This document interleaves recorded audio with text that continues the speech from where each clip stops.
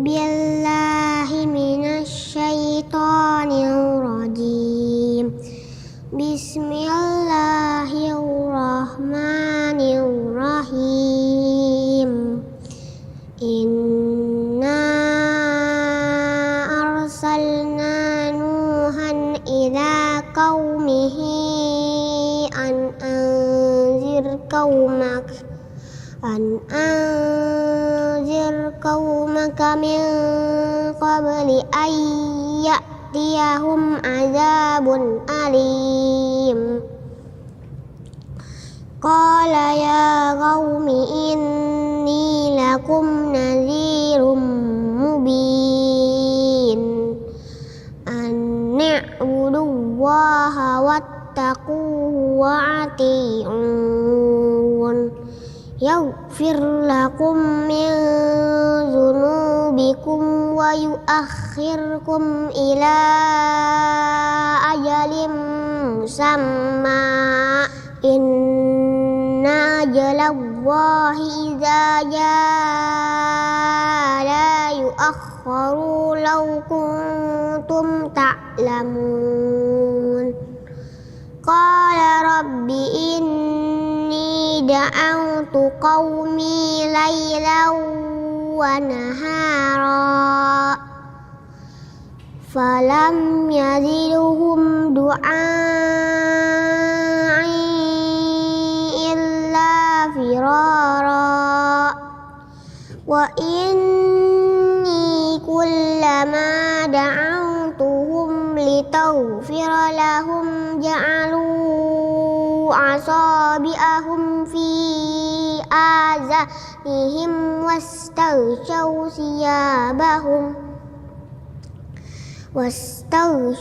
siyabahum wa asarru wastakbaru istikbara. Thumma inni da'awtuhum jihara thumma inni a'lantu lahum wa asrartu lahum israra. Faqultu astaghfiru rabbakum innahu kana ghaffara. Sadaqallahul azim.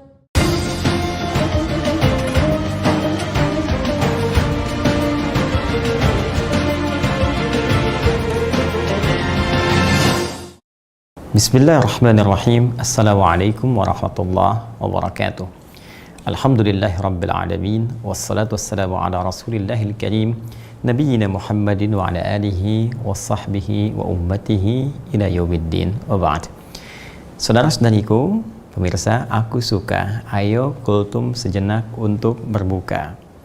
Alhamdulillah kita kembali dipertemukan oleh Allah Subhanahu wa taala di Ramadan yang baru, di tahun yang baru, yaitu tahun 1442 Hijrah.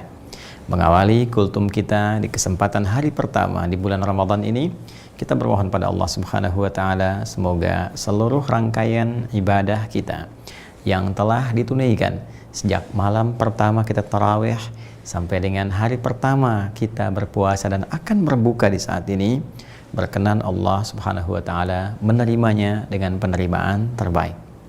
Saudara-saudariku dimanapun Anda berada, pada edisi Aku Suka kali ini kita akan fokuskan kajian pada pendalaman fikih salat, tepatnya sifat salat Nabi Sallallahu Alaihi Wasallam. Ini menjadi penting kita uraikan karena salat tidak sekedar menjadi penentu kebahagiaan kita saat menjalani kehidupan dunia, tapi juga akan sangat menentukan status kita di hadapan Allah Subhanahu wa taala, khususnya saat kembali kepada Allah dan menentukan diterimanya amal-amal yang pernah kita kerjakan semasa hidup di dunia. Untuk itu, pembahasan seputar fikih sifat salat Nabi ini pada edisi pertama akan kami antarkan dalam pembahasan seputar muqaddimah, esensi salat dalam kehidupan. Jika Anda masih ada pertanyaan terkait berkelindan seputar ibadah siam atau pemaknaan terkait dengannya, mohon berkenan untuk merujuk kepada episode yang lalu di Aku Suka tahun 1441 Hijrah. Anda tinggal merujuk kepada Adi Hidayat Official di channel YouTube kami yang resmi, kemudian digali tahun lalu dan Anda akan temukan rangkaian-rangkaian pembahasan yang boleh jadi Anda perlukan. Baik, untuk pembahasan kali ini kita akan coba tampilkan berupa materi pengantar atau mukaddimah seputar esensi sholat bagi insan beriman. Dalam pembahasan ini ada beberapa poin yang akan kita uraikan, yaitu yang pertama tentang esensi sholat yang tadi kita sampaikan, kemudian yang kedua tentang makna sholat yang boleh jadi dari sekian kali kita tunaikan sholat, tidak sedikit bahkan yang belum mengetahui apa itu sholat, kenapa disebut dengan sholat, ada makna apa yang terkandung di balik pemilihan kata ini. Itu yang coba nanti kita akan turunkan. Kemudian setelah itu kita akan turunkan tentang keutamaan sholat, apa keutamaan atau keistimewaan yang kita bisa raih dalam penunaian sholat ini. Karena setiap ibadah yang disyariatkan dalam Al-Quran dan langsung ditunjukkan, bahkan diperintahkan oleh Rasulullah SAW, sudah pasti memiliki tautan yang sangat erat dengan kehidupan kita dan berdampak pada lahirnya kemuliaan-kemuliaan, keistimewaan-keistimewaan yang bisa kita dapatkan. Mustahil ada ibadah yang tidak ada manfaatnya untuk kehidupan kita, khususnya insan beriman. Kemudian pada bagian yang pokoknya kita akan bahas tentunya tentang tata cara sholat atau penunaian sholat yang pernah ditunjukkan oleh Rasulullah SAW yang kita bisa lacak dari hadis-hadis beliau SAW yang sampai kepada kita dan juga telah banyak diulas oleh para ulama. Kita bisa tampilkan dari mulai pembukanya sampai dengan penutupnya jikalau Allah berkenan memberikan kesempatan pada kita untuk mengulasnya sampai akhir Ramadan kelak insyaallah. Baik, langsung saja teman-teman sekalian, kita masuk pada bagian yang pertama. Ini menjadi penting untuk kita uraikan guna mengetahui rahasia di balik sholat. Baik, esensi sholat, kenapa kita mesti menunaikan sholat? Ini pertanyaan pokok yang harus dijawab oleh setiap muslim dan harus diketahui oleh insan beriman. Kenapa seorang muslim mesti sholat? Baik teman-teman sekalian, barangkali akan ada banyak jawaban kita temukan, baik dalam hadis-hadis Nabi Sallallahu Alaihi Wasallam, juga dalam Al-Quran, tentunya dari paparan ulama yang sampai kepada kita. Nah, kalau kemudian kita kumpulkan semua itu dan kita kristalisasikan, maka ada turunan-turunan jawaban yang sangat dalam, yang bahkan menantang kita untuk membuktikan keyakinan kita di hadapan Allah Subhanahu wa Ta'ala. Setidaknya kristalisasi dari jawaban-jawaban Al-Quran, keterangan-keterangan Nabi dan pemaparan ulama dari dua sumber utama ini terkristalisasikan pada tiga bagian penting. Yang pertama, teman-teman sekalian, sholat itu adalah menjadi pembuktian pertama akan keimanan kita kepada Allah Subhanahu wa Ta'ala. Jadi kalau kita ditanya apa buktinya iman kita kepada Allah, ini poinnya. Apa buktinya iman kita kepada Allah? Nah, maka pembuktian itu terletak kepada sholatnya seorang hamba. Karena itulah Allah tegas pertama kali menempatkan kalimat sholat dalam Al-Quran itu setelah kata iman. Kita turunkan misalnya dalam Al-Quran surah kedua Al-Baqarah di ayat yang ketiga, ya, ketika Allah menyifati orang-orang takwa, alladzina yu'minuna bil ghaib, orang takwa itu, orang yang baik itu, orang yang dekat dengan Allah itu adalah orang-orang yang yakin kepada Allah walaupun tidak nampak dalam pandangan dia saat di dunia, ya, karena keterbatasan, perbedaan dimensi dan lain sebagainya. Namun keyakinan yang kuat tanpa ragu ini lalu dia buktikan. Apa pembuktiannya? Wa yuqimunas shalah. Salat ditempatkan oleh Allah Subhanahu wa Ta'ala sebagai pembuktian pertama dari iman kita kepada Allah. Jadi kalau seorang ingin diketahui apakah dia beriman kepada Allah, benar-benar dia punya iman, maka pembuktian pertamanya itu terletak kepada salatnya. Bisa dilihat dalam salatnya.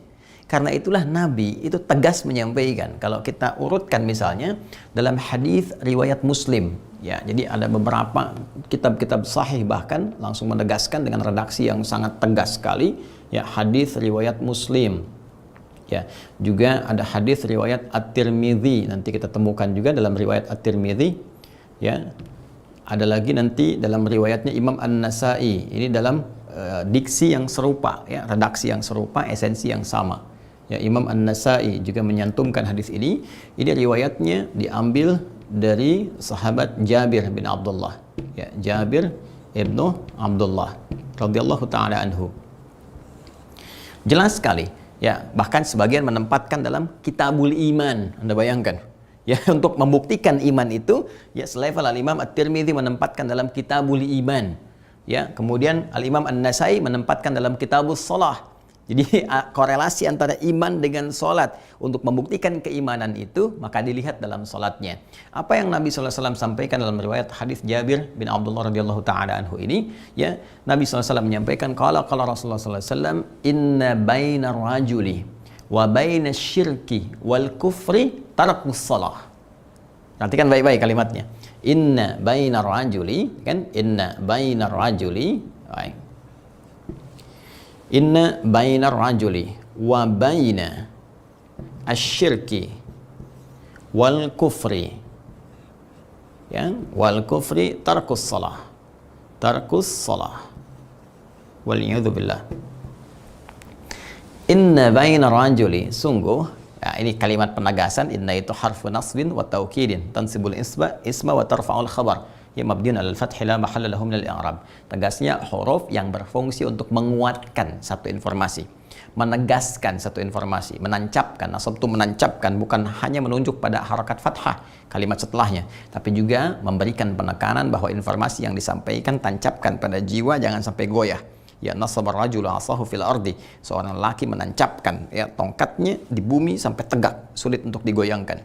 Jadi seakan Nabi ingin mengatakan, ya, ditegaskan, dikuatkan, kata Nabi, inna baina rajuli, sungguh antara seseorang itu, ya, rajul di sini diartikan oleh para ulama hadis tidak hanya mencakup lelaki, ya, tapi menunjukkan kalau kita sinekdok pas prototo, ya, sebagian mewakili keseluruhan, ya, menunjukkan seseorang, setiap orang yang punya iman. Ya, jadi kadang-kadang kata rajul ini digunakan kiasan pada sosok yang sudah mantap dengan pilihan, ya, sosok yang punya kekuatan, ya, sehingga disebut dengan rajuliyah, ya, sesuatu yang kuat, kokoh. Jadi kalau seseorang itu kokoh imannya, kuat dia, inna baina rajuli wa baina syirki wal kufri, sungguh antara seseorang yang kokoh itu, ya, imannya yang kuat, wa baina syirki, dan dibedakan dengan syirik. Jadi perbedaan antara, ya, perbedaan antara orang yang beriman, yang kokoh imannya, dengan orang yang syirik, dengan syirik, wal kufri, dan dengan kekufuran, yaitu apa? Tarkus shalah. Esensinya terletak kepada ditinggalkannya sholat ataukah dikerjakannya sholat. Jadi orang-orang yang benar-benar beriman, hadis ini ingin menegaskan, orang-orang yang beriman itu yakin kepada Allah bisa dibedakan dengan lawan dari iman. Lawan dari iman itu kan cuma dua, ya, kufur dan syirik. Kufur itu lebih umum dibandingkan dengan syirik. Ya, syirik lebih khusus dibandingkan dengan kufur, karena kufur itu sifatnya luas, ya, luas. Nanti bisa ada kufur nikmat, gitu kan? Ada kufur dalam bentuk perbuatan dan seterusnya. Ya, yang puncaknya kufur kepada Allah dalam bentuk keyakinan. Ya, kalau syirik, nah ini jelas penghambaan kepada selain Allah Subhanahu wa taala atau menyertakan, ya, yang lain-lainnya dalam penghambaan kepada Allah Subhanahu wa taala. Ya, secara singkat, syirik dan kufur ini adalah lawan daripada iman. Jadi kata Nabi rumus cepatnya, kalau Anda ingin mengetahui seseorang yang beriman dengan tidak beriman, baik tidak berimannya itu karena dia syirik ataupun kufur, maka lihat sholatnya. Ya, kalau dia meninggalkan sholat, ini pertanda imannya bermasalah.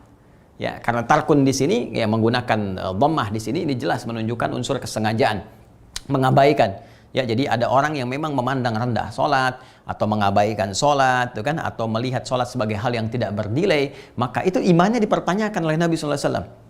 Ini menunjukkan bahwa betapa punya kedudukan tingginya sholat, ya, di hadapan Allah Subhanahu wa taala, sampai Nabi pun memberikan pernyataan yang sangat tegas bahwa untuk membedakan seorang beriman dengan yang imannya bermasalah, atau bahkan tidak beriman, lihat aja sholatnya. Kalau dia tinggalkan sholatnya dengan sengaja, diabaikan sholatnya, dianggap remeh sholat, ini menunjukkan sampai dengan bukan sekedar imannya bermasalah, boleh jadi tidak ada iman dalam dirinya.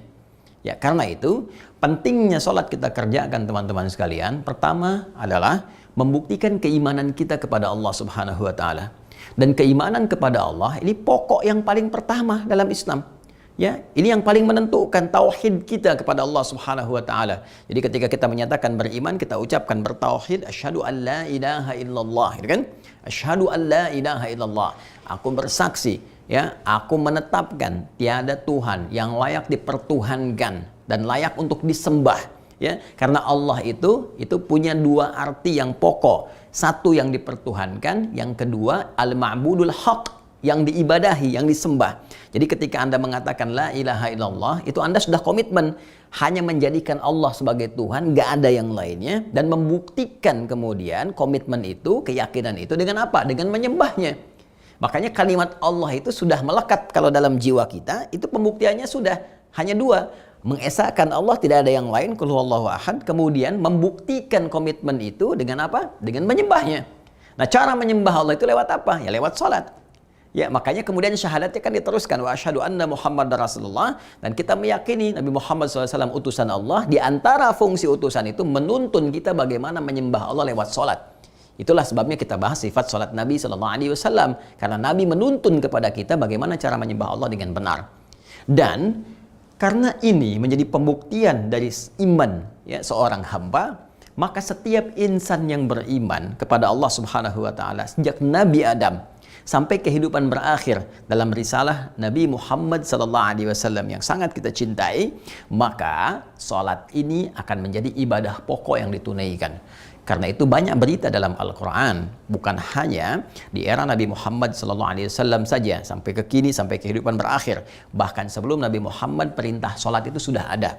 Ya, sudah ada. Dan kita yang paling sempurna dalam penunaiannya.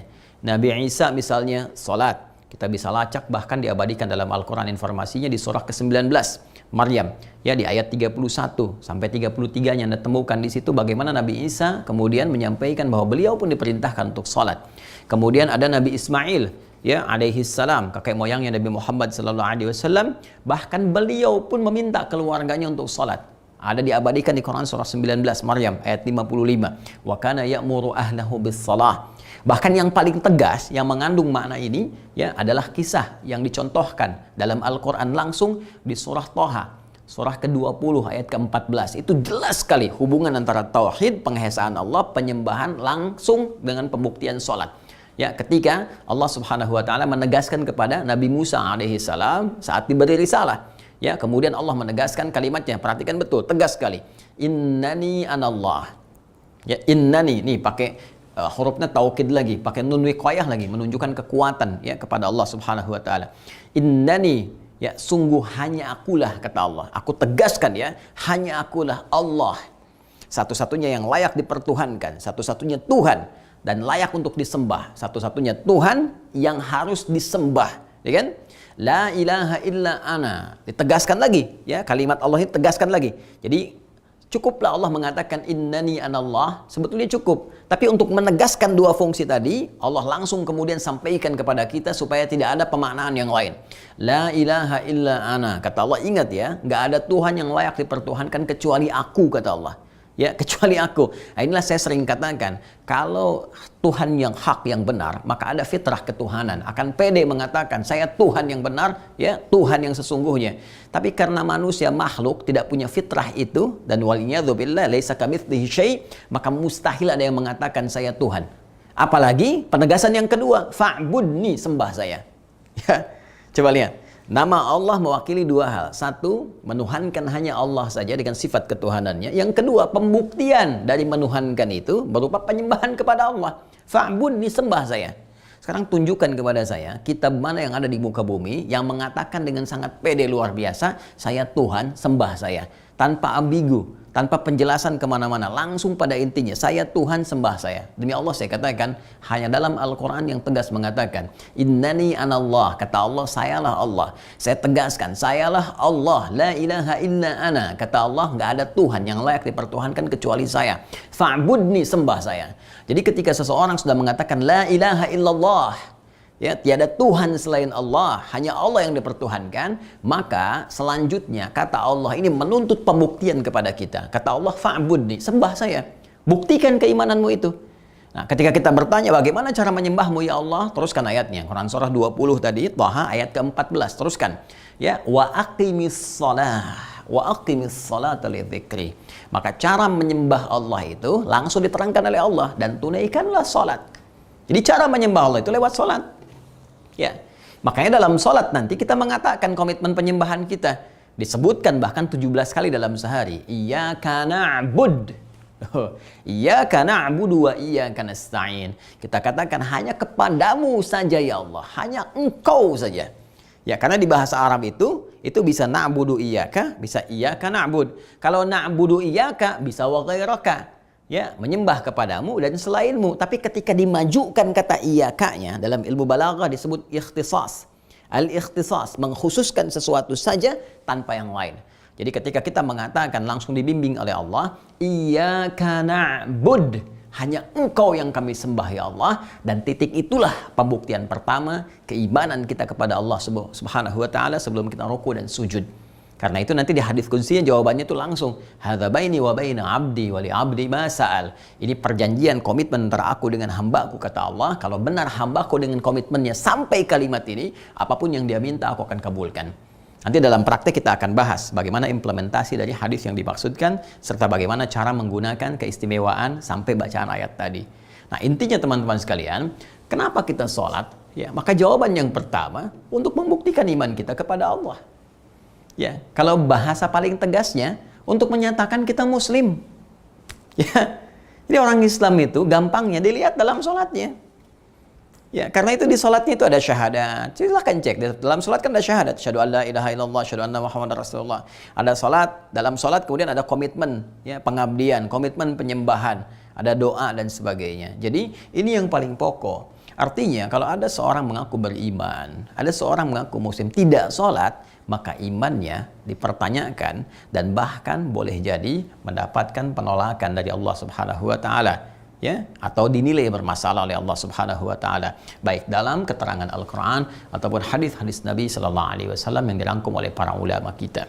Baik, ini bagian yang pertama yang penting untuk kita garis bawahi, ya. Karena itu jangan sekali-kali mengabaikan tentang sholat ini, karena ini akan menjadi pertaruhan iman kita di hadapan Allah Subhanahu wa taala. Baik, ini bagian pertama. Yang kedua, teman-teman sekalian, berakar dari sini pula sesungguhnya.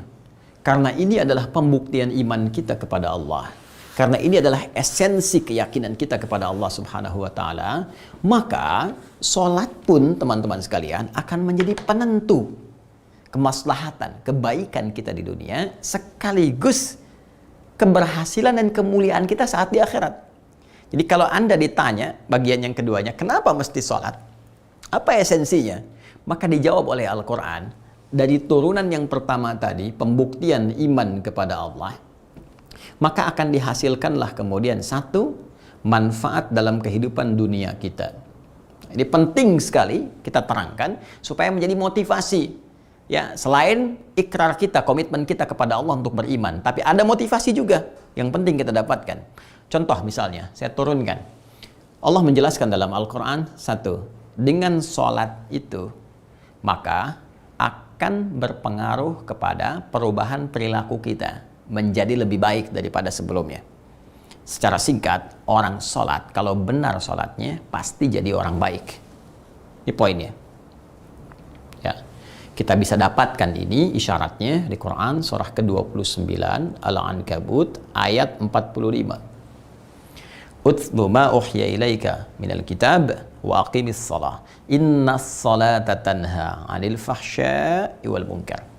Ya, bacalah, pahami, pelajari segala yang diwahyukan kepada Muhammad sallallahu alaihi wasallam, ya, yang termaktub dalam Al-Qur'an. Petunjuk-petunjuk, gambaran-gambaran. Kemudian apa setelah itu? Wa aqimis shalah. Lalu tunaikan salat. Jadi perintahnya sebelum salat ditunaikan itu baca, pelajari dulu, pahami dulu kan dengan baik, setelah itu salat. Nah, salat yang seperti ini yang benar, yang dipahami bacaannya, yang diketahui gerakannya, paham maknanya, itu tanha 'anil fahsya'i wal munkar. Sungguh salat yang dikerjakan dengan benar itu ada alif lam, ma'rifat di sini. Yang dikerjakan dengan benar, bukan asal-asalan, ikut aturannya, benar petunjuknya. Ya, tanha 'anil fahsya'i wal munkar. Maka yang demikian itu bisa menyebabkan seseorang terbebas dari dua sumber keburukan. Jadi kalau ada sifat buruk itu sumbernya cuma dua. Satu, fahsya, keburukan yang bersumber dari syahwat. Ya, mohon maaf sekali. Ya, kata-kata kotor, jorok, porno aksi, ya, kemudian pornografi, LGBT dan semacamnya itu fahsya. Kemudian mungkar, segala keburukan yang diingkari oleh hati kita, sumbernya nafsu perut dan akal. Ya, celaan, gosip, hoax, berselisih, mencuri, korupsi, merampok, apalagi membunuh dan sebagainya itu mungkar. Makanya perbuatan diingkari oleh hati kita. Ada orang korupsi, kita mengingkarinya, ya kan? Ya, ada orang mencela, kita mengingkarinya. Ada orang bikin gosip, hoax, kita mengingkarinya, gitu kan? Itu mungkar. Nah, orang sholat, kalau benar sholatnya, jadi gerakan dan bacaan sholat itu melatih kita terhindar dari dua sumber tadi. Makanya dahsyat itu. Orang jahiliyah, seburuk-buruknya manusia yang hadir pada masa itu dengan berbagai ragam tindakan kriminalitasnya, itu terhenti dengan sholat yang mereka tunaikan dengan benar. Itu jadi berubah jadi khairah ummah. Jadi kalau Anda bisa saksikan dahsyat pengaruhnya. Bagaimana orang yang tadinya senang mencela jadi mencinta, yang memukul jadi merangkul, gitu kan? Bahkan ada di antara mereka yang tadinya rakus, pelit, jadi dermawan, luar biasa, lembut perilakunya. Ini cukuplah orang beriman tuh sholat dengan benar, pasti jadi baik. Akan jadi pertanyaan kalau ada orang yang kemudian sholat, ya kan, tanpa kemudian menjadi baik, gak dapat dari ini, berarti dipertanyakan. Ada sholat yang keliru yang dia tunaikan. Disinilah peran penting kita untuk membahas bagaimana cara Nabi menunjukkan kita sholat, seperti halnya orang-orang di masa beliau SAW belajar dari Nabi dan bisa merubah perilaku mereka. Jadi poin yang pertama, kenapa Anda harus sholat? Ya, jawabannya sederhana. Selain membuktikan keimanan kita pada Allah, kita ingin menjadi berubah baik. Pengen baik. Kan sekali lagi, pengen baik. Karena itulah dari sejak kecil, amalan pertama yang dilatih itu adalah sholat. Silahkan cek, hadis-hadisnya banyak sekali. Ya, usia 7 tahun diingatkan sholat, 10 tahun diberi pelajaran yang membuat dia mengerti.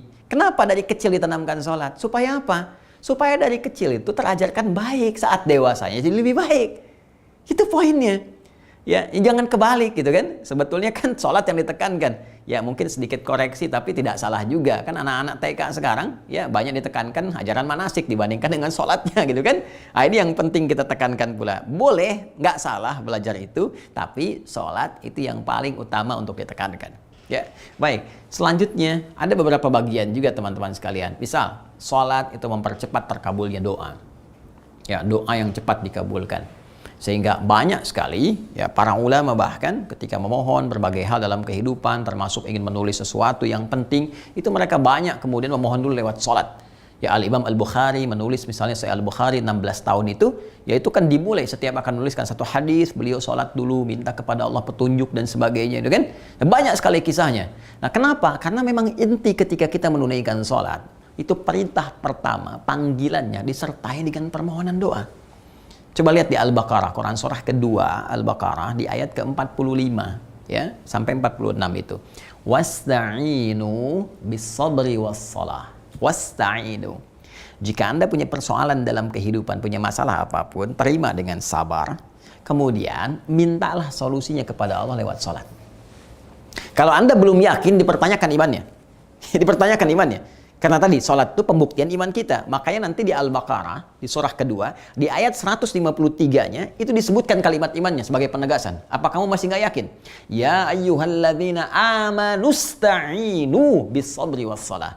Hei orang-orang yang menyatakan dirinya beriman, punya iman, yakin dengan Allah. Hei, kata Allah, saya tegaskan, kalau punya persoalan, terima dengan sabar, minta solusi lewat sholat. Makanya kita minta dalam sholat, iyyaka na'budu wa iyyaka nasta'in. Nah, apa contoh prakteknya? Bahkan dipraktikkan oleh para nabi sebelumnya. Ya, sebelum Nabi Muhammad SAW ada beberapa kisah dicantumkan dalam Al-Quran. Yang paling populer kisah Nabi Zakaria alaihissalam. Bagaimana beliau kemudian diuji oleh Allah, ya, setelah berumah tangga puluhan tahun, rambut memutih, fisiknya letih, belum ada keturunan. Maka apa yang dilakukan oleh beliau? Di mihrab kemudian beliau menunaikan salat. Begitu menunaikan salat, berdoa dalam salatnya. Itu diabadikan di Quran. Surah yang ketiga, Ali Imran, di ayat 38 sampai 39. Hunalika da'a Zakaria rabbah. Ya kan? Di mihrab itulah Nabi Zakaria bermohon, berdoa kepada Allah Rabbnya. Itu dipanjatkan dalam sholatnya. Nanti kita lihat ayat berikutnya yang menerangkan bahwa doa ini disampaikan dalam sholat. Qala rabbi habli min ladunka dzurriyyatan thayyibah innaka sami'ud du'a. Beliau menyatakan bahwa ya Allah, ya kan? Semua mengatakan aku nggak mungkin punya keturunan. Semua mengatakan mustahil, istriku divonis monopus dan mandul. Karena itu aku mohon kepadamu ya Rabb, Maha Pemberi yang tak punya batas. Pemberi yang tak punya batas.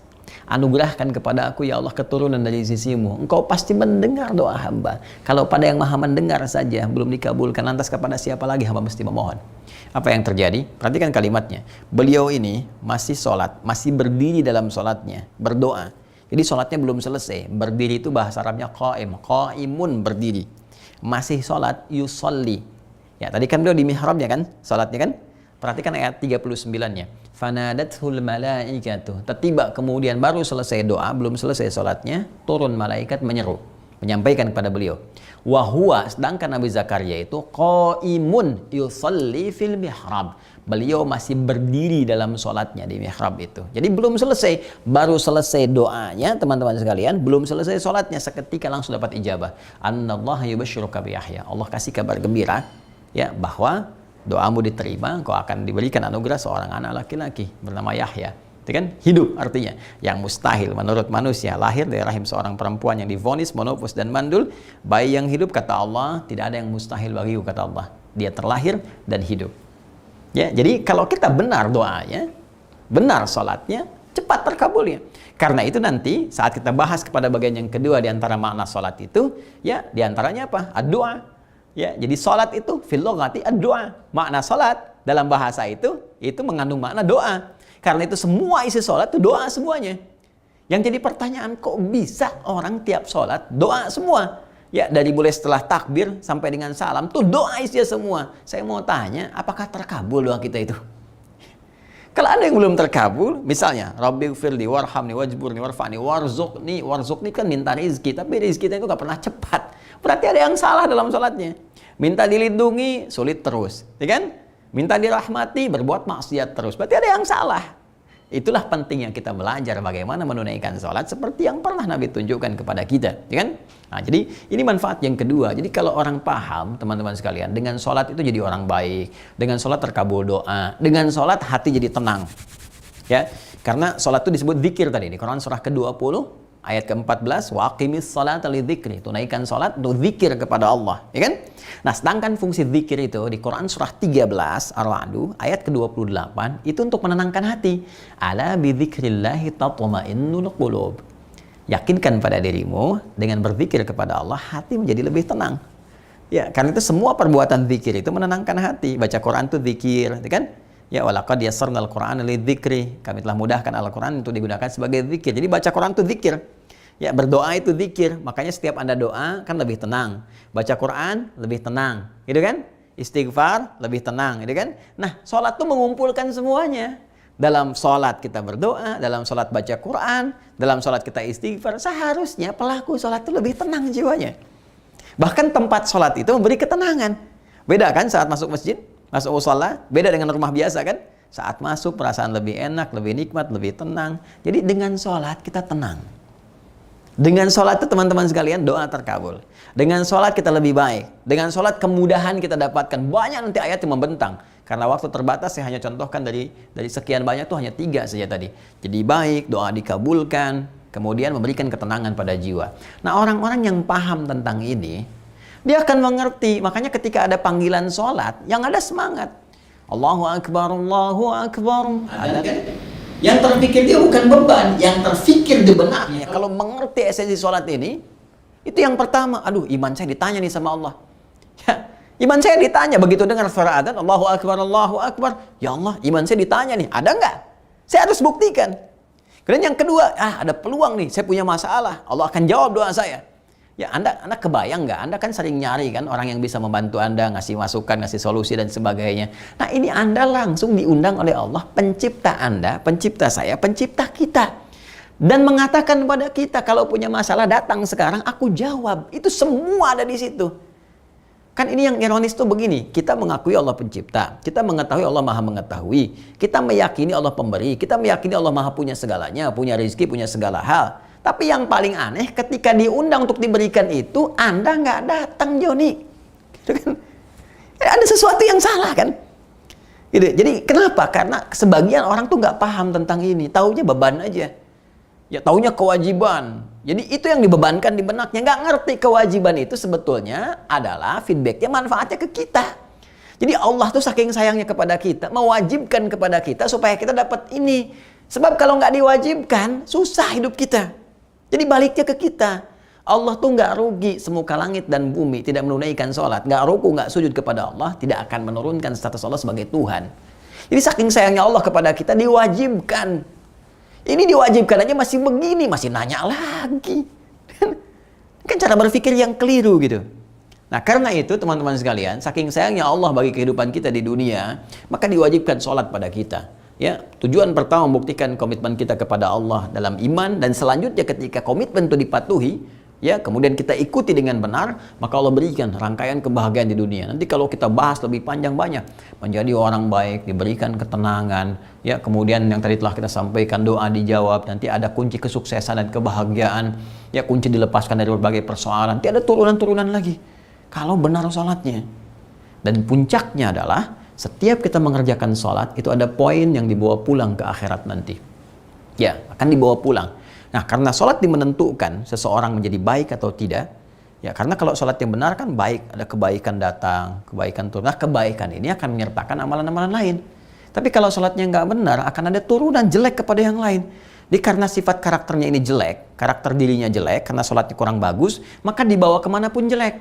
Dibawa haji jelek, alih-alih berhaji dengan benar, kok malah gibah, malah berselisih, gitu kan, dan sebagainya. Dibawa zakat juga jelek, malah ria, pasang spanduk dari Sabang sampai dengan Merauke, gitu kan. Dibawa kemudian ke amalan siam juga tidak benar, hubungan dia dengan Allah kemudian tidak menjadi baik.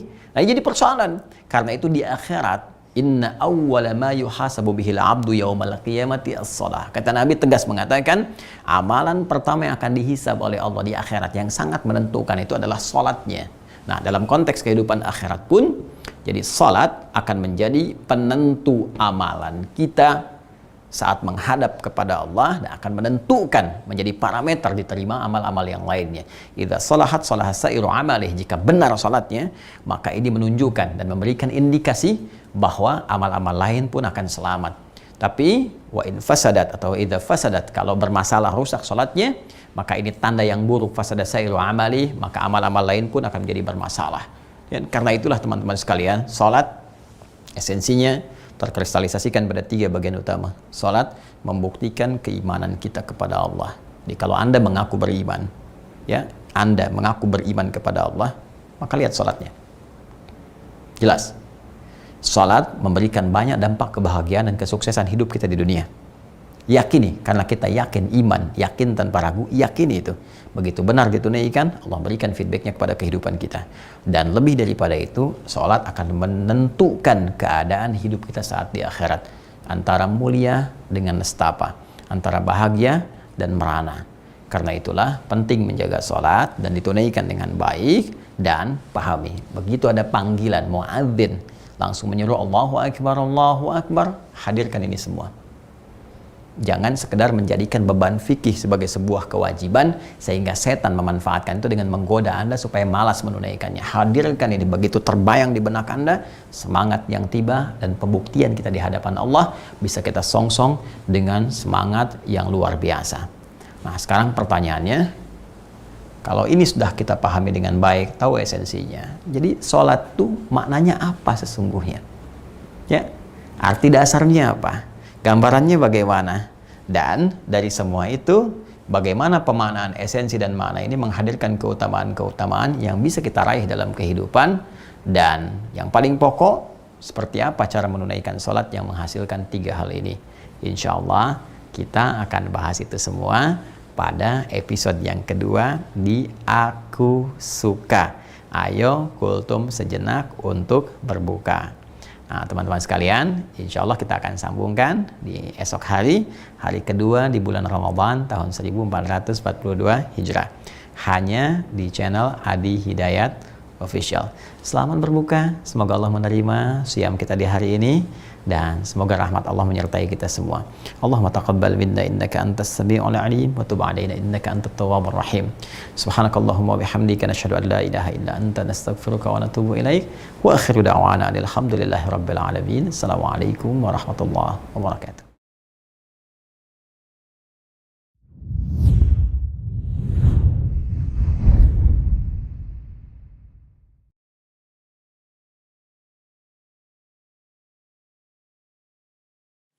أعوذ بالله من الشيطان الرجيم. إليه يرد علم الساعة وما تخرج من ثمرات من أكمامها وما تحمل من أنثى ولا تضع إلا بعلمه ويوم يناديهم أين شركائي قالوا آذناك ما منا من شهيد وضل عنهم ما كانوا يدعون من قبل وظنوا ما لهم من محيص لا يسأم الإنسان من دعاء الخير وإن مسه الشر فيئوس قنوط ولئن أذقناه رحمة منا من بعد ضراء مسته ليقولن هذا لي وما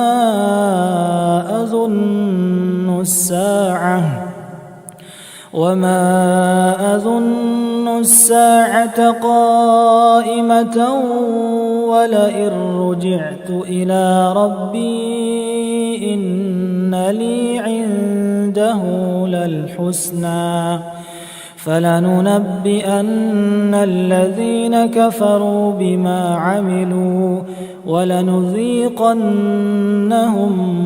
من عذاب غليظ وإذا أنعمنا على الإنسان أعرض ونأى بجانبه وإذا مسه الشر فذو دعاء عريض قل أرأيتم إن كان من عند الله ثم كفرتم به من أضل ممن هو في شقاق بعيد سنريهم آياتنا في الآفاق وفي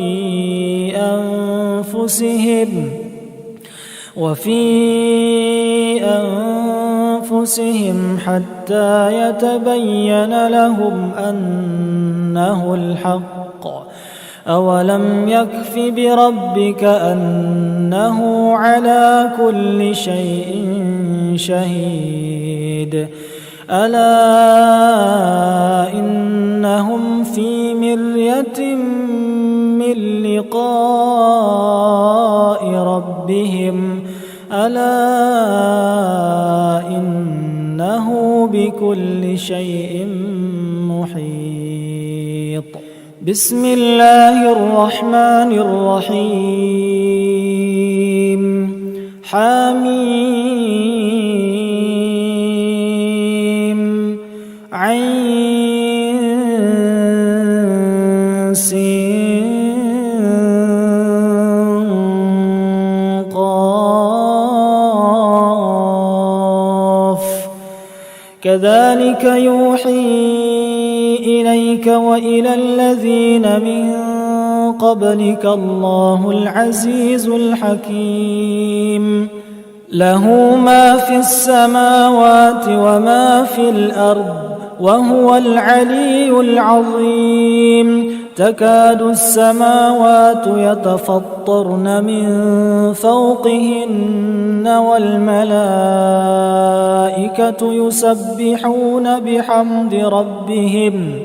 يسبحون بحمد ربهم ويستغفرون لمن في الأرض ألا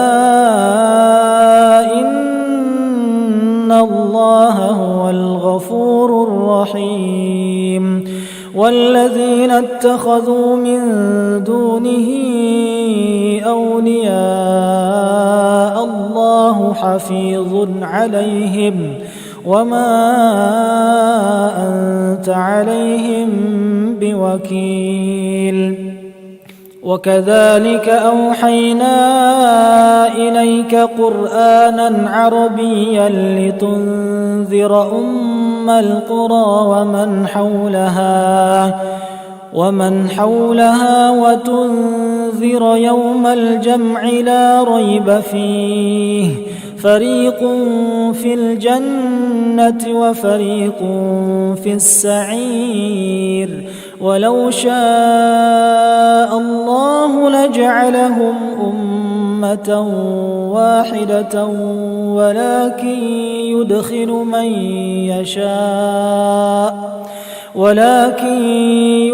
من يشاء في رحمته والظالمون ما لهم من ولي ولا نصير أم اتخذوا من دونه أولياء فالله هو الولي وهو يحيي الموتى وهو على كل شيء قدير وما اختلفتم فيه من شيء فحكمه إلى الله ذلكم الله ربي عليه توكلت وإليه أنيب فاطر السماوات والأرض جعل لكم من أنفسكم أزواجا ومن الأنعام أزواجا يذرأكم فيه ليس كمثله شيء وهو السميع البصير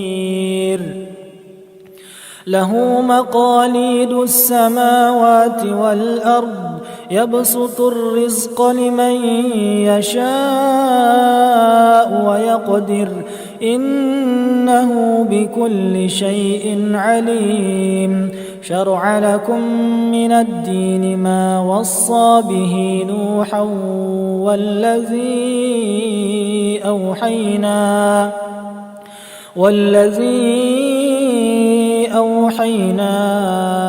إليك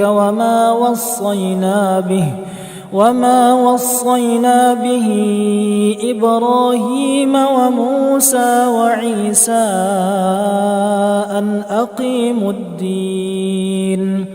أن أقيموا الدين ولا تتفرقوا فيه كبر على المشركين ما تدعوهم إليه الله يجتبي إليه من يشاء ويهدي إليه من ينيب وما تفرقوا إلا من بعد ما جاءهم العلم بغيا بينهم ولولا كلمة سبقت من ربك إلى أجل مسمى لقضي بينهم وإن الذين أورثوا الكتاب من بعدهم لفي شك منه مريب فلذلك فادع واستقم كما أمرت ولا تتبع أهواءهم وقل آمنت بما أنزل الله من كتاب وأمرت لأعدل بينكم الله ربنا وربكم لنا أعمالنا ولكم أعمالكم لا حجة بيننا وبينكم الله يجمع بيننا وإليه المصير والذين يحاجون في الله من بعد ما استجيب له حجتهم داحضة عند ربهم وعليهم غضب ولهم عذاب شديد الله الذي أنزل الكتاب بالحق والميزان وما يدريك لعل الساعة قريب يستعجل بها الذين لا يؤمنون بها والذين آمنوا مشفقون منها ويعلمون أنها الحق ألا إن الذين يمارون في الساعة لفي ضلال بعيد الله لطيف بعباده يرزق من يشاء وهو القوي العزيز من كان يريد حرث الآخرة نزد له في حرثه ومن كان يريد حرث الدنيا نؤته منها وما له في الآخرة من نصيب أم لهم شركاء شرعوا لهم من الدين ما لم يأذن به الله ولولا كلمة الفصل لقضي بينهم وإن الظالمين لهم عذاب أليم ترى الظالمين مشفقين مما كسبوا وهو واقع بهم والذين آمنوا وعملوا الصالحات في روضات الجنات لهم ما يشاءون عند ربهم ذلك هو الفضل الكبير ذلك الذي يبشر الله عباده الذين آمنوا وعملوا الصالحات قل لا أسألكم عليه أجرا إلا المودة في القربى ومن يقترف حسنة نزد له فيها حسنا إن الله غفور شكور أم يقولون افترى على الله كذبا فإن يشأ الله يختم على قلبك ويمحو الله الباطل ويحق الحق بكلماته إنه عليم بذات الصدور وهو الذي يقبل التوبة عن عباده ويعفو عن السيئات ويعلم ما تفعلون ويستجيب الذين آمنوا وعملوا الصالحات ويزيدهم من فضله والكافرون لهم عذاب شديد. ولو بسط الله الرزق لعباده لبغوا في الأرض ولكن ينزل بقدر ما يشاء إنه بعباده خبير بصير. وهو الذي ينزل الغيث من بعد ما قنطوا وينشر رحمته وهو الولي الحميد. ومن آياته خلق السماوات والأرض وما بث فيهما من دابة وهو على جمعهم إذا يشاء قدير. وما أصابكم من مصيبة فبما كسبت أيديكم ويعفو عن كثير. وما أنتم بمعجزين في الأرض وما لكم من دون الله من ولي ولا نصير.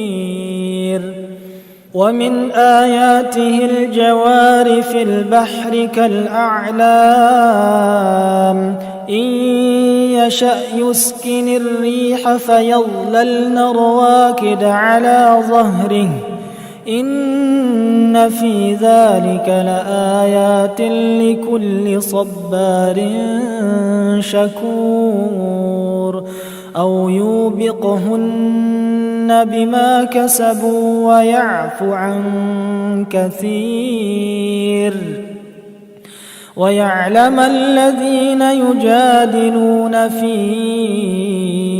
آياتنا ما لهم من محيص. فما أوتيتم من شيء فمتاع الحياة الدنيا وما عند الله خير وأبقى للذين آمنوا وعلى ربهم يتوكلون. والذين يجتنبون كبائر الإثم والفواحش وإذا ما غضبوا هم يغفرون. والذين استجابوا لربهم وأقاموا الصلاة وأمرهم شورى بينهم ومما رزقناهم ينفقون. والذين إذا أصابهم البغي هم ينتصرون. وجزاء سيئة سيئة مثلها فمن عفا وأصلح فأجره على الله إنه لا يحب الظالمين. ولمن انتصر بعد ظلمه فأولئك ما عليهم من سبيل إنما السبيل على الذين يظلمون الناس ويبغون في الأرض بغير الحق أولئك لهم عذاب أليم. ولمن صبر وغفر إن ذلك لمن عزم الأمور. ومن يضلل الله فما له من ولي من بعده وترى الظالمين لما فلما رأوا العذاب يقولون هل إلى مرد من سبيل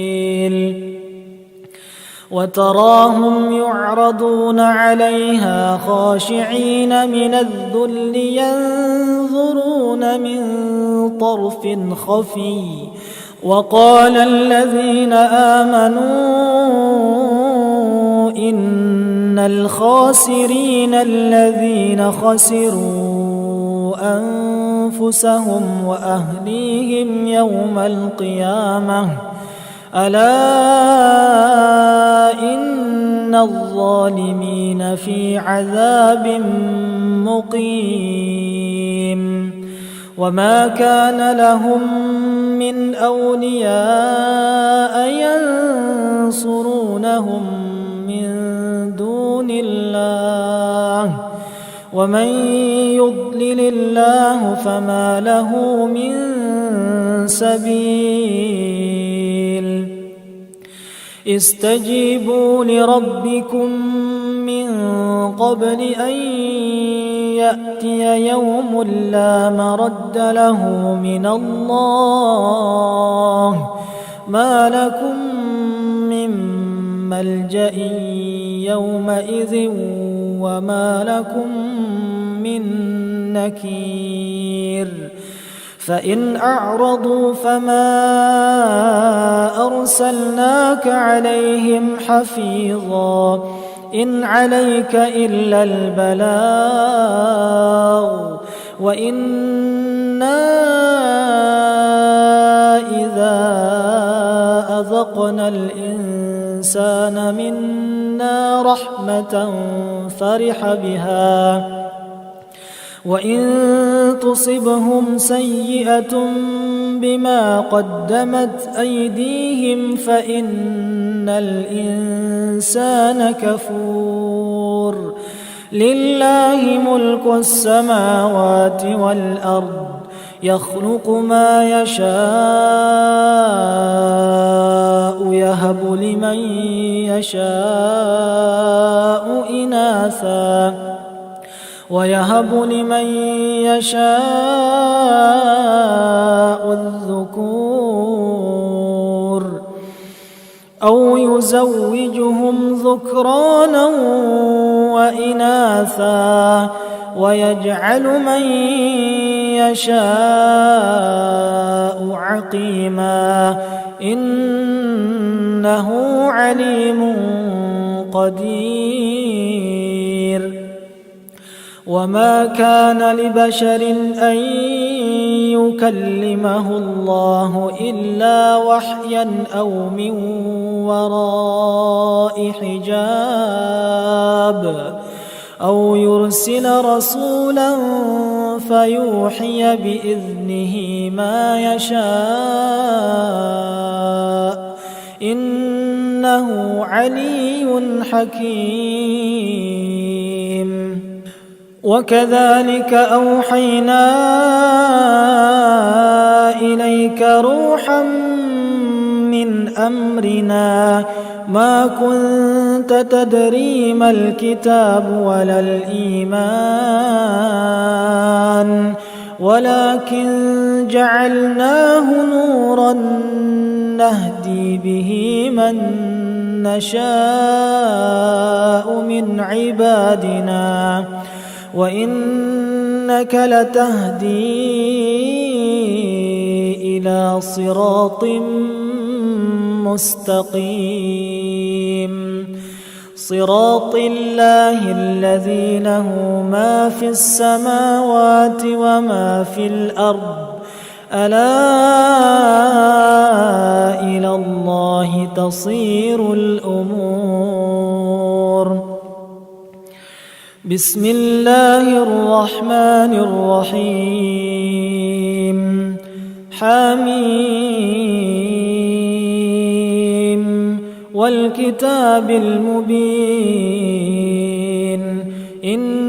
إنا جعلناه قرآنا عربيا لعلكم تعقلون وإنه في أم الكتاب لدينا لعلي حكيم أفنضرب عنكم الذكر صفحا أن كنتم قوما مسرفين وكم أرسلنا من نبي في الأولين وما يأتيهم من نبي إلا كانوا به يستهزئون فأهلكنا أشد منهم بطشا ومضى مثل الأولين ولئن سألتهم من خلق السماوات والأرض ليقولن خلقهن العزيز العليم الذي جعل لكم الأرض مهدا وجعل لكم فيها سبلا لعلكم تهتدون والذي نزل من السماء ماء بقدر فأنشرنا به بلدة ميتا كذلك تخرجون والذي خلق الأزواج كلها وجعل لكم من الفلك والأنعام ما تركبون لتستووا على ظهوره ثم تذكروا نعمة ربكم إذا استويتم عليه وتقولوا سبحان الذي سخر لنا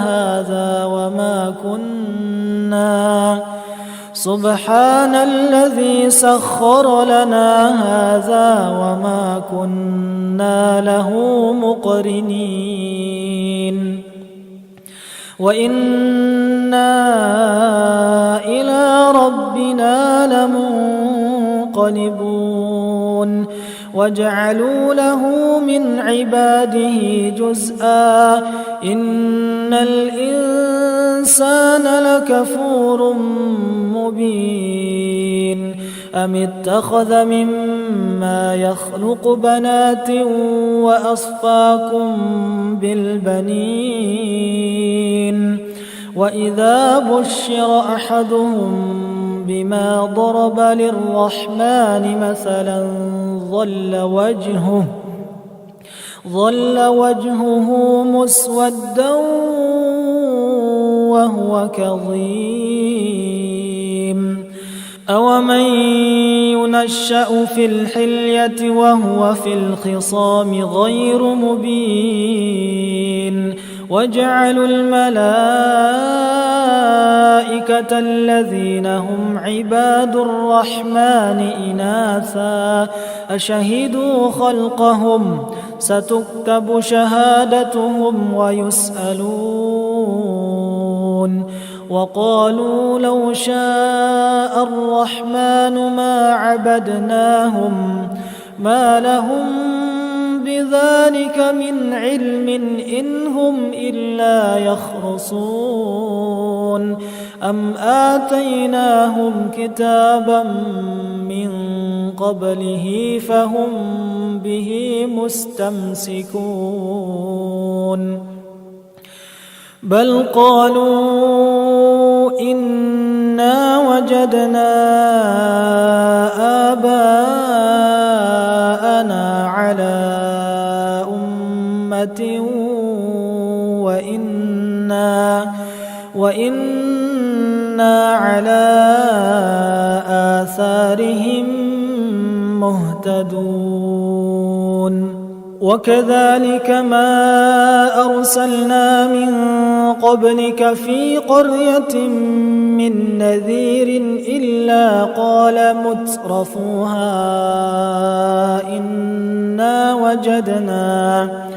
إنا وجدنا آباءنا على أمة وإنا على آثارهم مقتدون قال أولو جئتكم بأهدى مما وجدتم عليه آباءكم قالوا إنا بما أرسلتم به كافرون فانتقمنا منهم فانظر كيف كان عاقبة المكذبين وإذ قال إبراهيم لأبيه وقومه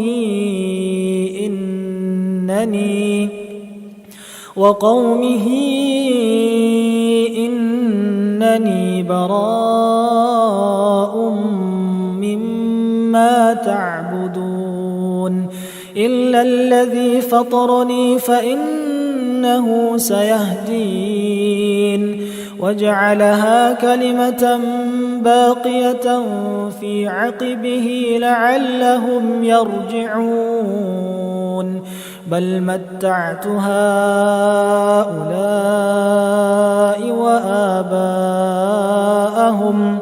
وآباءهم حتى جاءهم الحق ورسول مبين ولما جاءهم الحق قالوا هذا سحر وإنا به كافرون وقالوا لولا نزل هذا القرآن على رجل من القريتين عظيم أهم يقسمون رحمة ربك نحن قسمنا بينهم معيشتهم في الحياة الدنيا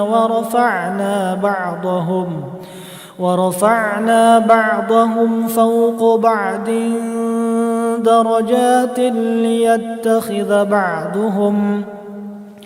ليتخذ بعضهم بعضا سخريا ورحمة ربك خير مما يجمعون ولولا أن يكون الناس أمة واحدة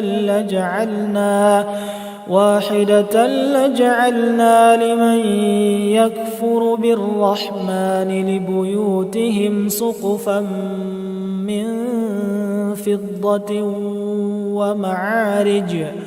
ومعارج عليها يظهرون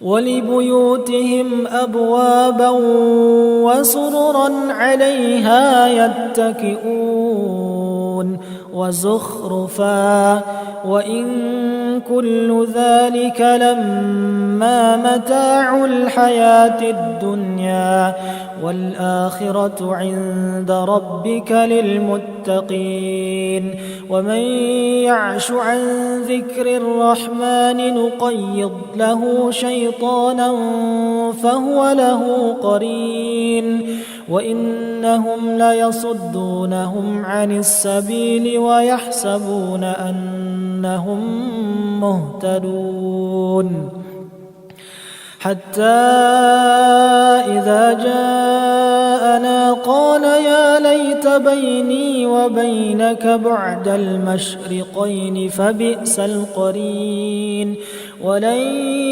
ينفعكم اليوم إذ ظلمتم أنكم في العذاب مشتركون أفأنت تسمع الصم أو تهدي العمي ومن كان في ضلال مبين فإما نذهبن بك فإنا منهم منتقمون أو نرينك الذي وعدناهم فإنا عليهم مقتدرون فاستمسك بالذي أوحي إليك إنك على صراط مستقيم وإنه لذكر لك ولقومك وسوف تسألون واسأل من أرسلنا من قبلك من رسلنا أجعلنا من دون الرحمن آلهة يعبدون ولقد أرسلنا موسى بآياتنا إلى فرعون وملئه فقال إني رسول رب العالمين فلما جاءهم بآياتنا إذا هم منها يضحكون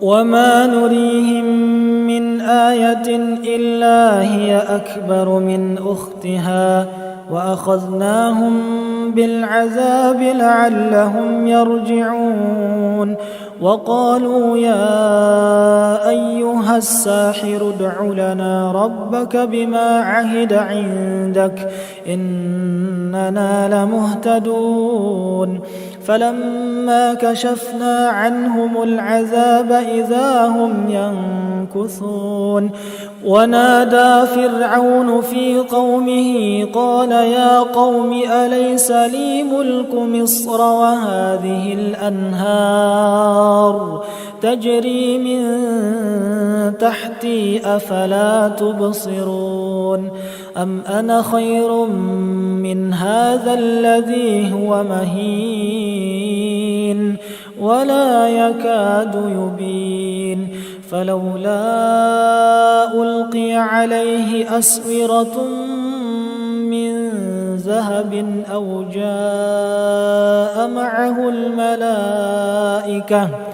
أو جاء معه الملائكة مقترنين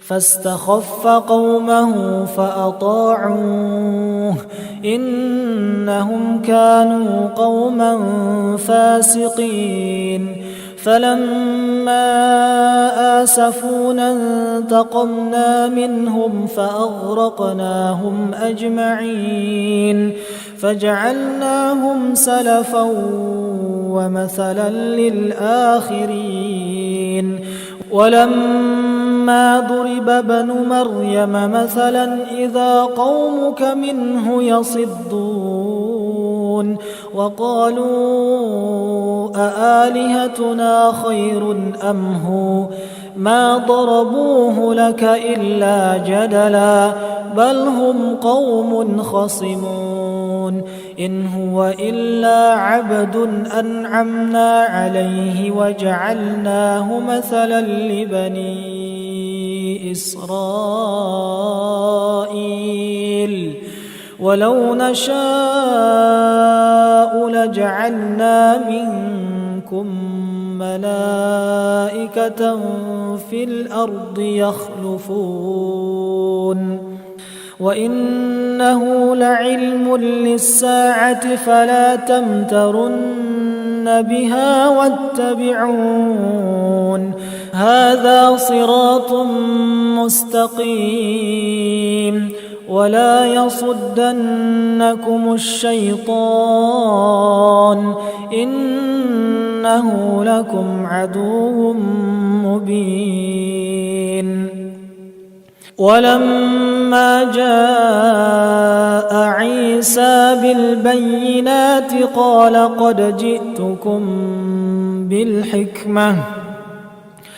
قال قد جئتكم بالحكمة ولأبين لكم بعض الذي تختلفون فيه فاتقوا الله وأطيعون إن الله هو ربي وربكم فاعبدوه هذا صراط مستقيم فاختلف الأحزاب من بينهم فويل للذين ظلموا من عذاب يوم أليم هل ينظرون إلا الساعة أن تأتيهم بغتة وهم لا يشعرون الأخلاء يومئذ بعضهم لبعض عدو إلا المتقين يا عباد لا خوف عليكم اليوم ولا أنتم تحزنون الذين آمنوا بآياتنا وكانوا مسلمين ادخلوا الجنة أنتم وأزواجكم تحبرون يطاف عليهم بصحاف من ذهب وأكواب وفيها ما تشتهيه الأنفس وتلذ الأعين وأنتم فيها خالدون وتلك الجنة التي أورثتموها بما كنتم تعملون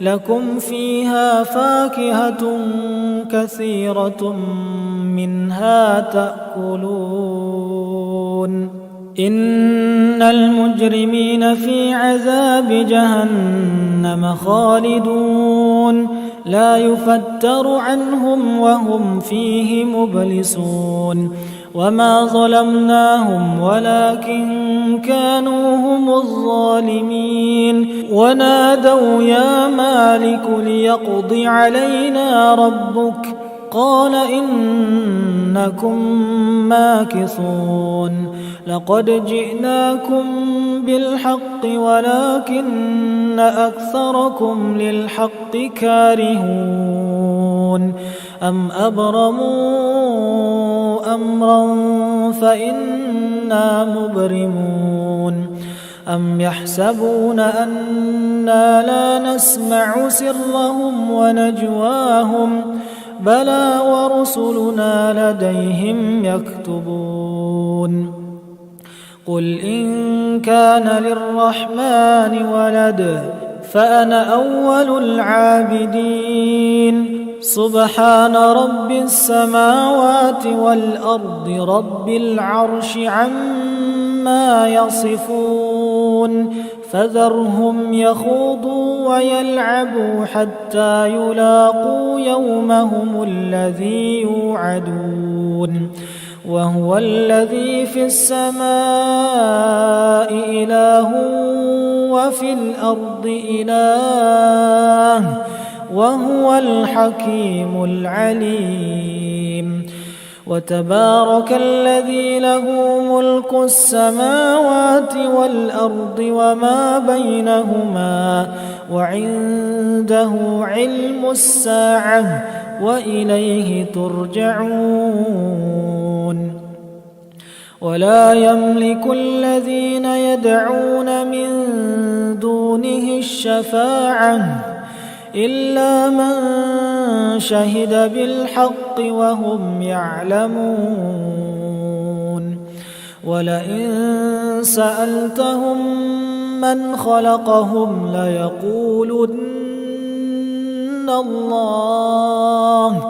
ليقولن الله فأنا يؤفكون وقيله يا رب إن هؤلاء قوم لا يؤمنون فاصفح عنهم وقل سلام فسوف يعلمون.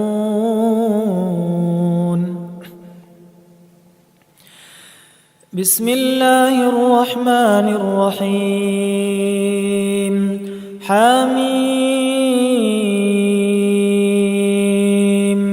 والكتاب المبين.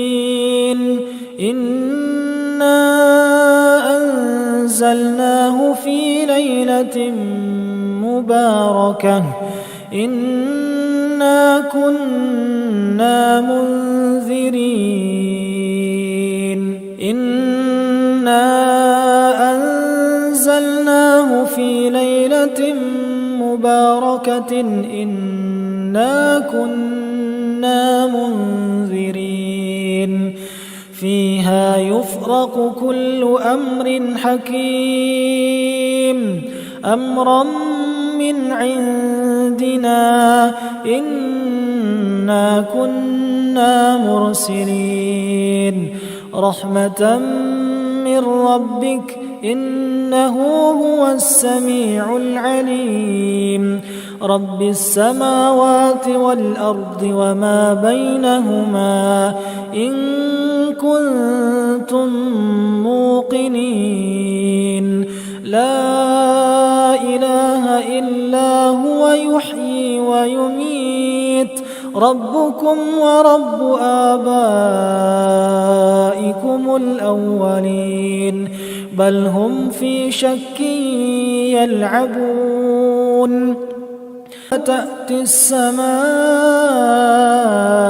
بدخان مبين يغشى الناس هذا عذاب أليم. ربنا اكشف عنا العذاب إنا مؤمنون. أنى لهم الذكرى وقد جاءهم رسول مبين ثم تولوا عنه وقالوا معلم مجنون. إنا كاشف العذاب قليلا إنكم عائدون. يوم نبطش البطشة الكبرى إنا منتقمون. ولقد فتنا قبلهم قوم فرعون وجاءهم رسول كريم أن أدوا إلي عباد الله إني لكم رسول أمين. وألا تعلوا على الله إني آتيكم بسلطان مبين. وإني عذت بربي وربكم أن ترجمون. وإن لم تؤمنوا لي فاعتزلون. فدعا ربه أن هؤلاء قوم مجرمون. فأسر بعبادي ليلا إنكم متبعون. واترك البحر رهوا إنهم جند مغرقون. كم تركوا من جنات وعيون وزروع ومقام كريم ونعمة كانوا فيها فاكهين. كذلك وأورثناها قوما آخرين. فما بكت عليهم السماء والأرض وما كانوا منظرين. ولقد نجينا بني إسرائيل من العذاب المهين من فرعون إنه كان عليا من المسرفين. ولقد اخترناهم على علم على العالمين وآتيناهم من من الآيات ما فيه بلاء مبين إن هؤلاء ليقولون إن هي إلا موتتنا الأولى وما نحن بمنشرين فأتوا بآبائنا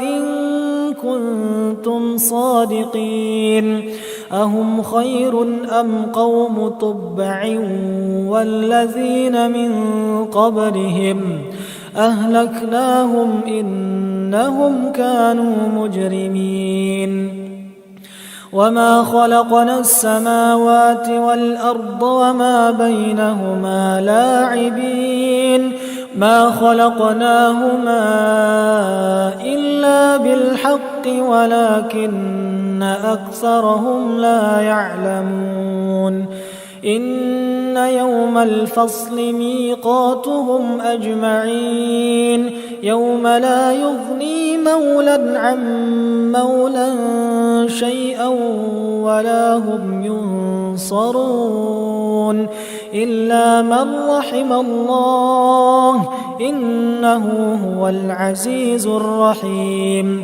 إن شجرة الزقوم طعام الأثيم كالمهل يغلي في البطون كغلي الحميم خذوه فاعتلوه إلى سواء الجحيم ثم صبوا فوق رأسه من عذاب الحميم ذق إنك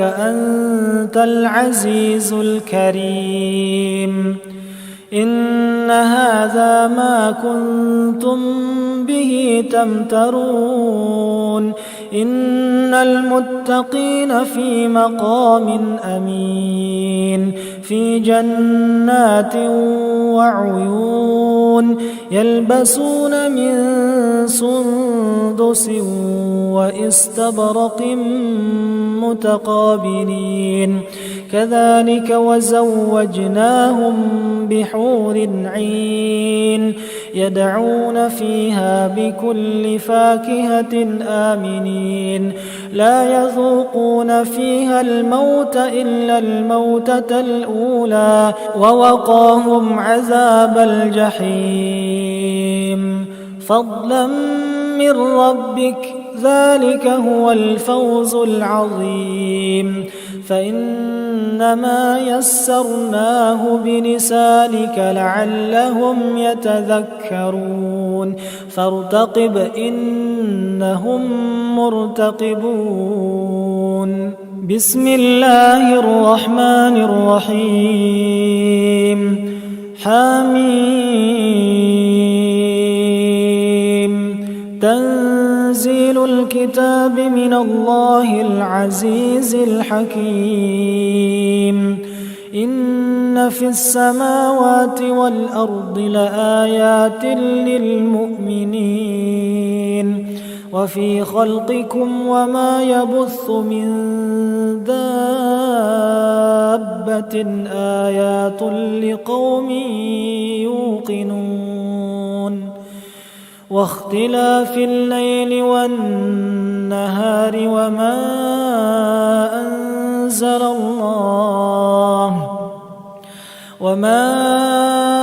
أنزل الله من السماء من رزق فأحيا به الأرض بعد موتها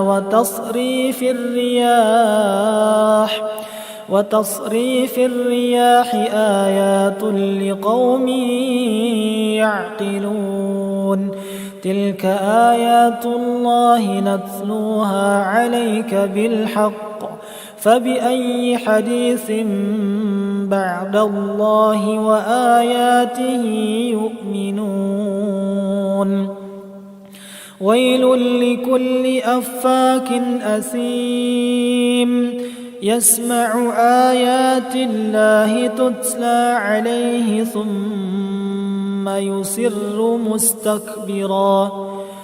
ثم يصر مستكبرا كأن لم يسمعها فبشره بعذاب أليم.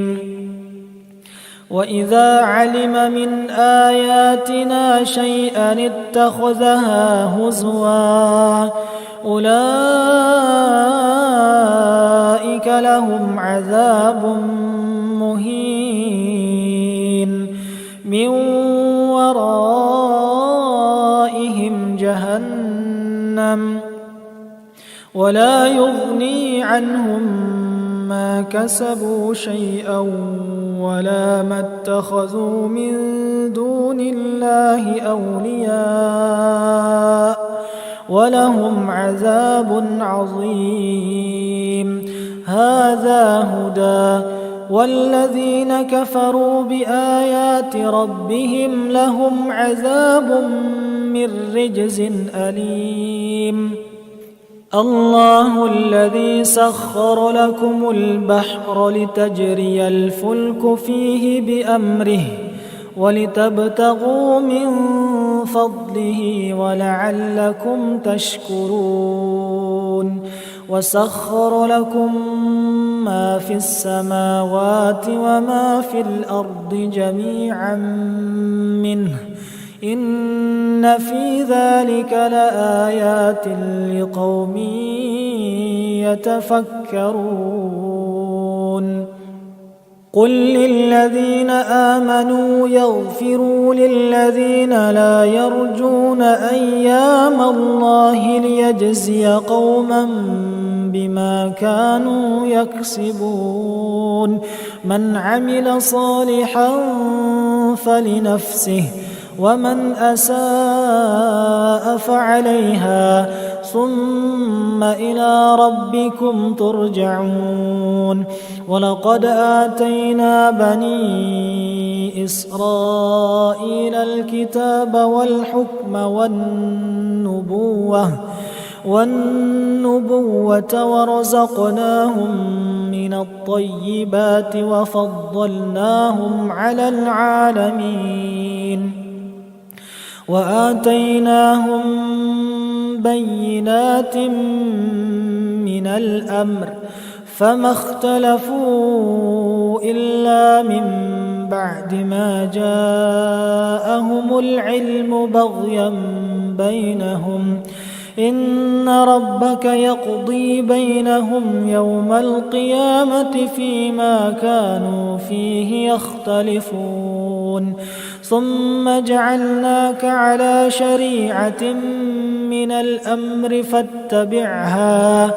فاتبعها ولا تتبع أهواء الذين لا يعلمون إنهم لن يغنوا عنك من الله شيئا وإن الظالمين بعضهم أولياء بعض والله ولي المتقين.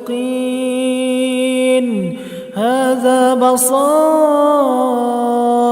للناس وهدى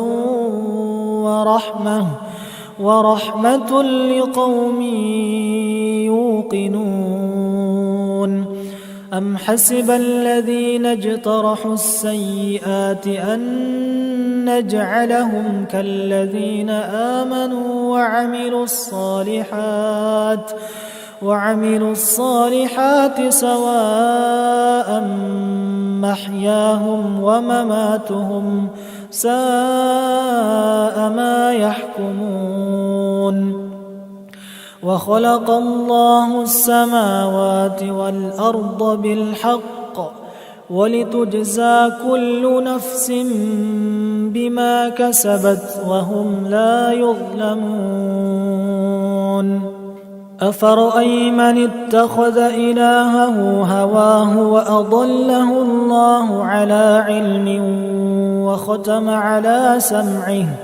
وختم على سمعه وقلبه وجعل على بصره غشاوة فمن يهديه من بعد الله أفلا تذكرون وقالوا ما هي إلا حياتنا الدنيا نموت ونحيا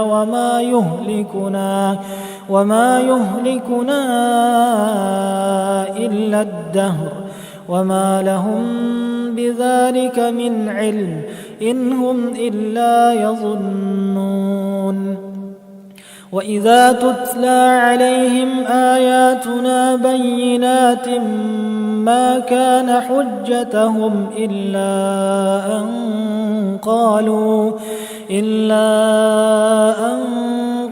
ائتوا بآبائنا إن كنتم صادقين قل الله يحييكم ثم يميتكم ثم يجمعكم إلى يوم القيامة لا ريب فيه ولكن أكثر الناس لا يعلمون ولله ملك السماوات والأرض ويوم تقوم الساعة يومئذ يخسر المبطلون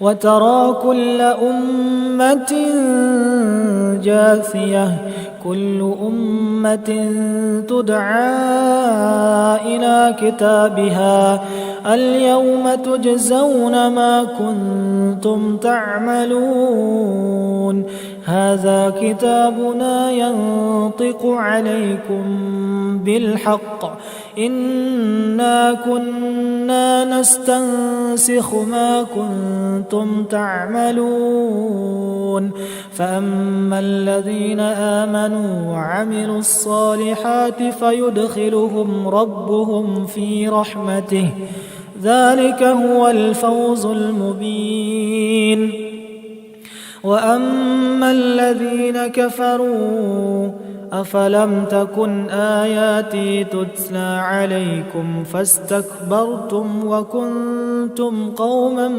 مجرمين وإذا قيل إن وعد الله حق والساعة لا ريب فيها قلتم ما ندري ما الساعة إن نظن إلا ظنا وما نحن بمستيقنين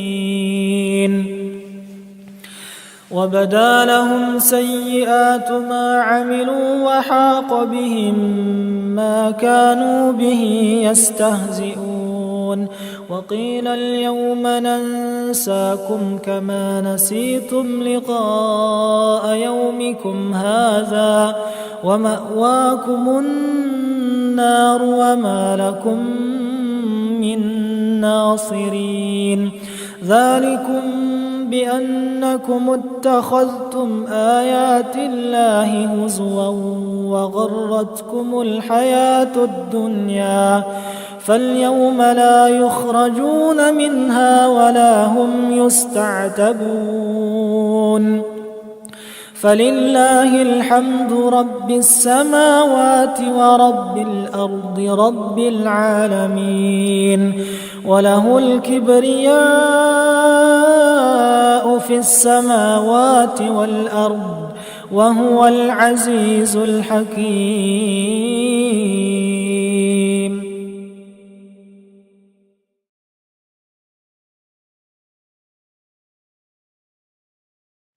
أعوذ بالله من الشيطان الرجيم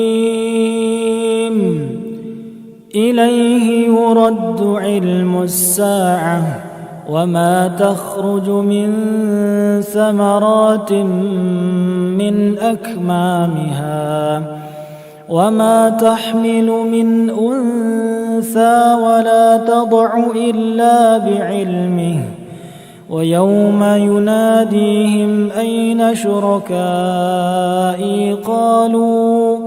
قالوا آذناك ما منا من شهيد وضل عنهم ما كانوا يدعون من قبل وظنوا ما لهم من محيص لا يسأم الإنسان من دعاء الخير وإن مسه الشر فيئوس قنوط ولئن أذقناه رحمة منا من بعد ضراء مسته ليقولن هذا لي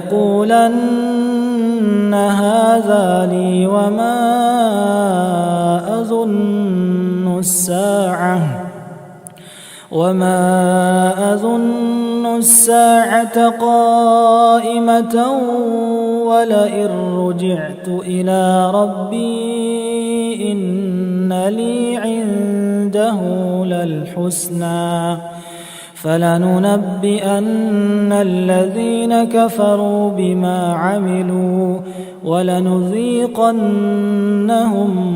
من عذاب غليظ وإذا أنعمنا على الإنسان أعرض ونأى بجانبه وإذا مسه الشر فذو دعاء عريض قل أرأيتم إن كان من عند الله ثم كفرتم به من أضل ممن هو في شقاق بعيد سنريهم آياتنا في الآفاق وفي أنفسهم حتى يتبين لهم أنه الحق أولم يكف بربك أنه على كل شيء شهيد ألا إنهم في مرية من لقاء ربهم ألا إنه بكل شيء محيط بسم الله الرحمن الرحيم حميم عين سين قاف كذلك يوحي إليك وإلى الذين من قبلك الله العزيز الحكيم له ما في السماوات وما في الأرض وهو العلي العظيم تكاد السماوات يتفطرن من فوقهن والملائكة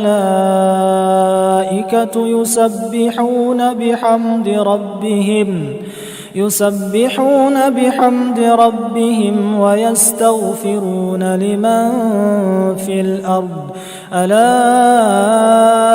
إن الله هو الغفور الرحيم والذين اتخذوا من دونه أولياء الله حفيظ عليهم وما أنت عليهم بوكيل وكذلك أوحينا إليك قرآنا عربيا لتنذر أم القرى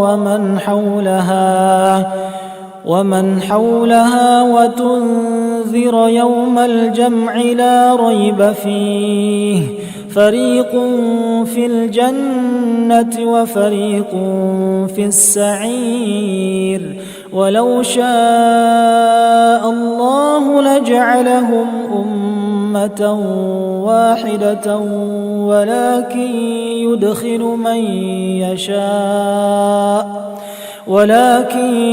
يدخل من يشاء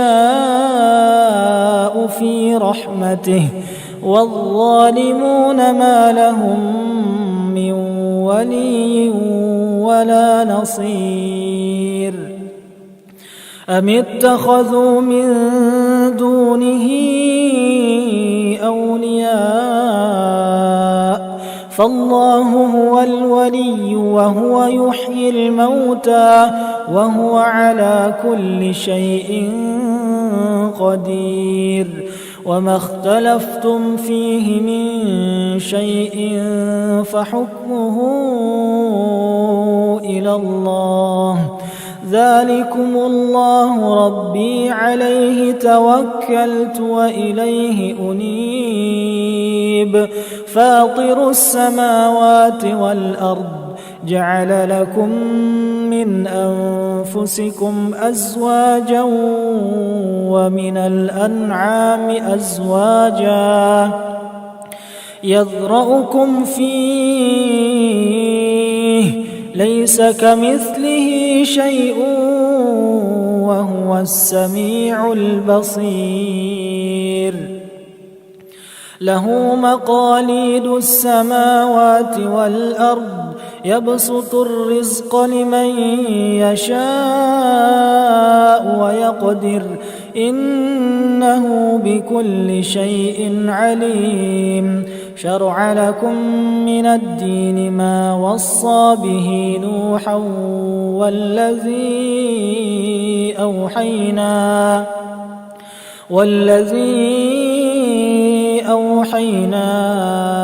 إليك وما وصينا به إبراهيم وموسى وعيسى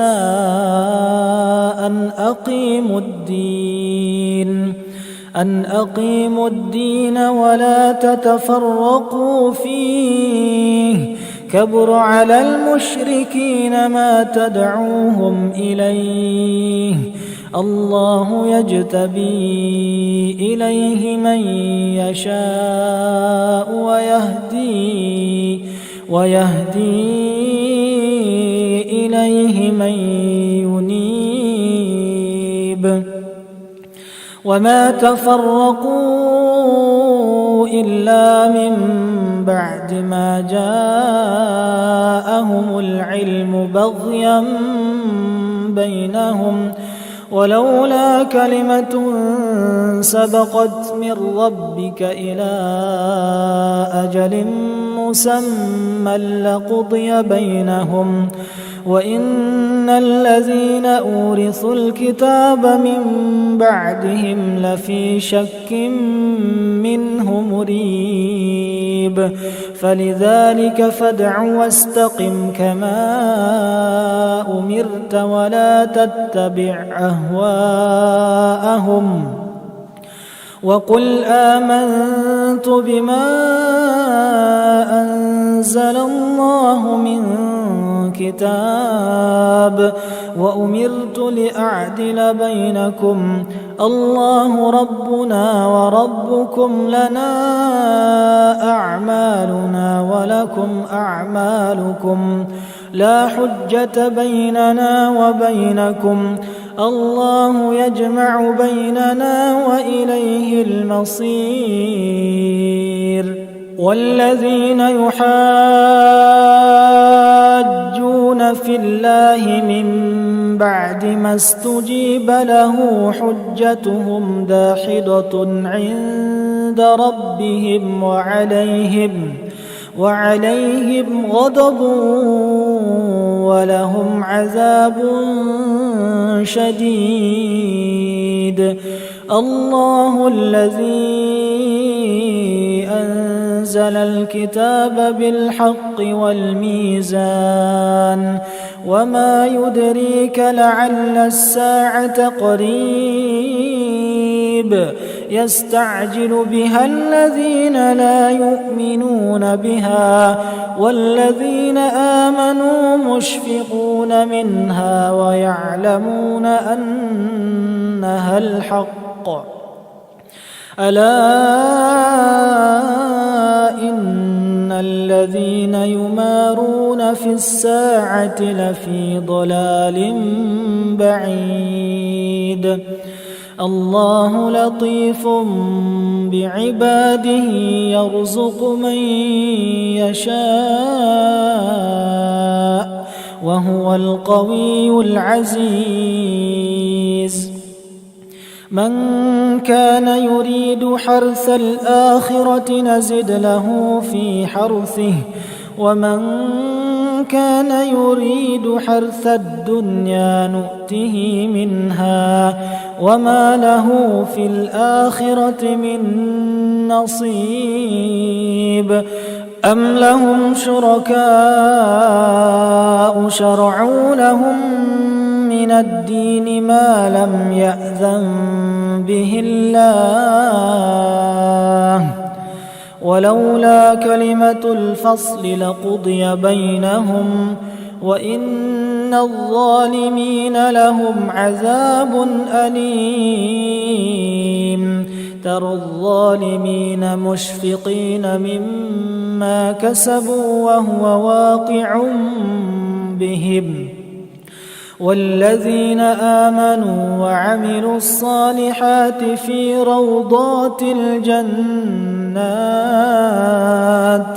لهم ما يشاءون عند ربهم ذلك هو الفضل الكبير.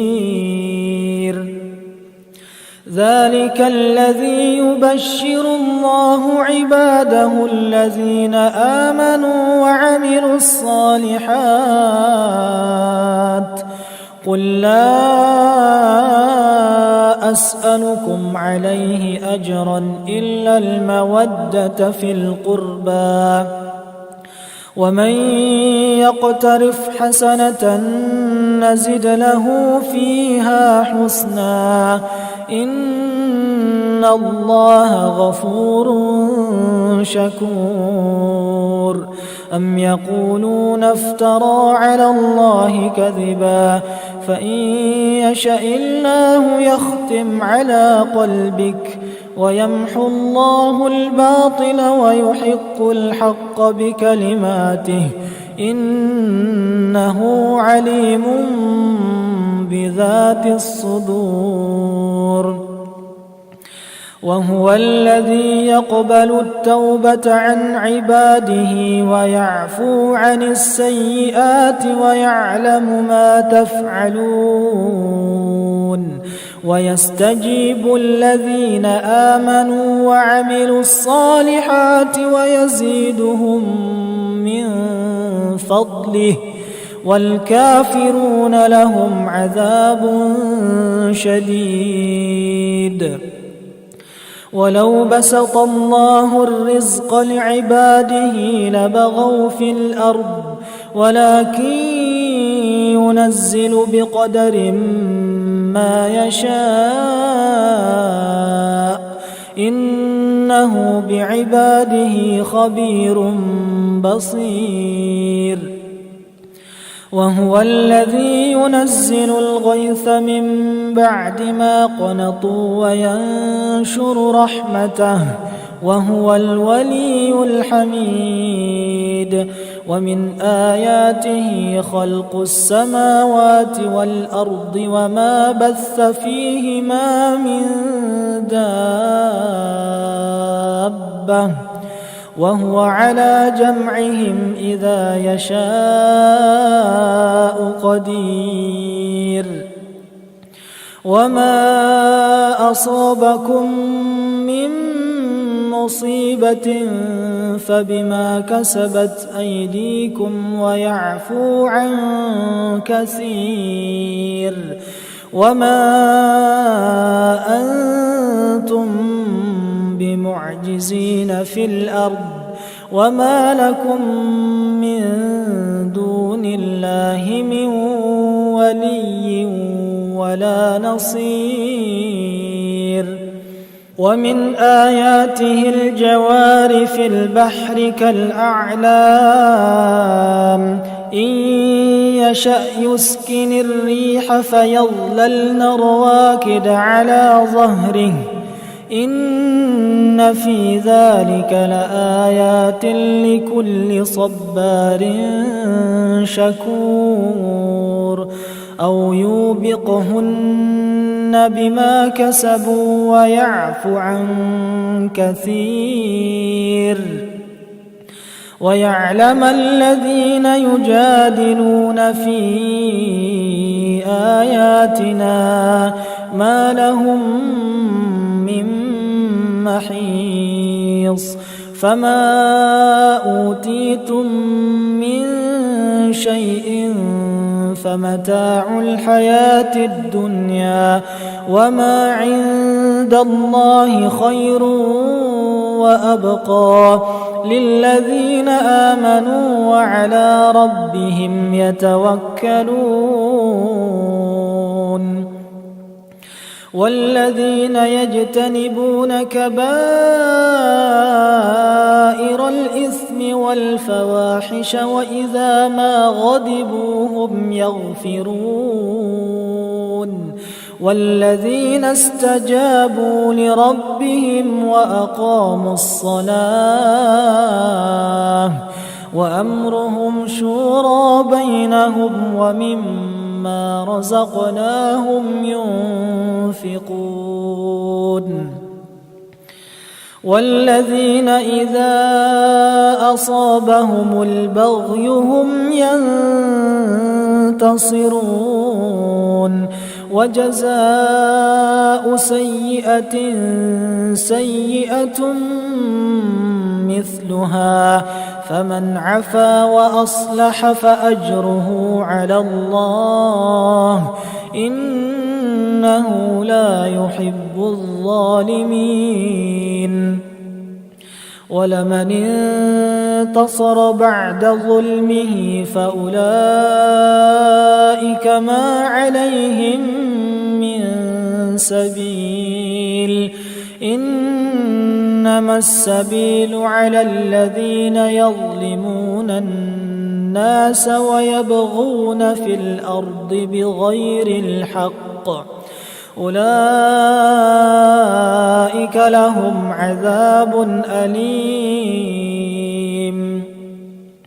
ولمن صبر وغفر إن ذلك لمن عزم الأمور ومن يضلل الله فما له من ولي من بعده وترى الظالمين لما رأوا العذاب يقولون هل إلى مرد من سبيل وتراهم يعرضون عليها خاشعين من الذل ينظرون من طرف خفي وقال الذين آمنوا إن الخاسرين الذين خسروا أنفسهم وأهليهم يوم القيامة ألا إن الظالمين في عذاب مقيم وما كان لهم من أولياء ينصرونهم من دون الله ومن يضلل الله فما له من سبيل استجيبوا لربكم من قبل أن يأتي يوم لا مرد له من الله ما لكم من ملجأ يومئذ وما لكم من نكير فإن أعرضوا فما أرسلناك عليهم حفيظا إن عليك إلا البلاغ وإنا إذا أذقنا الإنسان منا رحمة فرح بها وإن تصبهم سيئة بما قدمت أيديهم فإن الإنسان كفور لله ملك السماوات والأرض يخلق ما يشاء يهب لمن يشاء إناثا ويهب لمن يشاء الذكور أو يزوجهم ذكرانا وإناثا ويجعل من يشاء عقيما إنه عليم قدير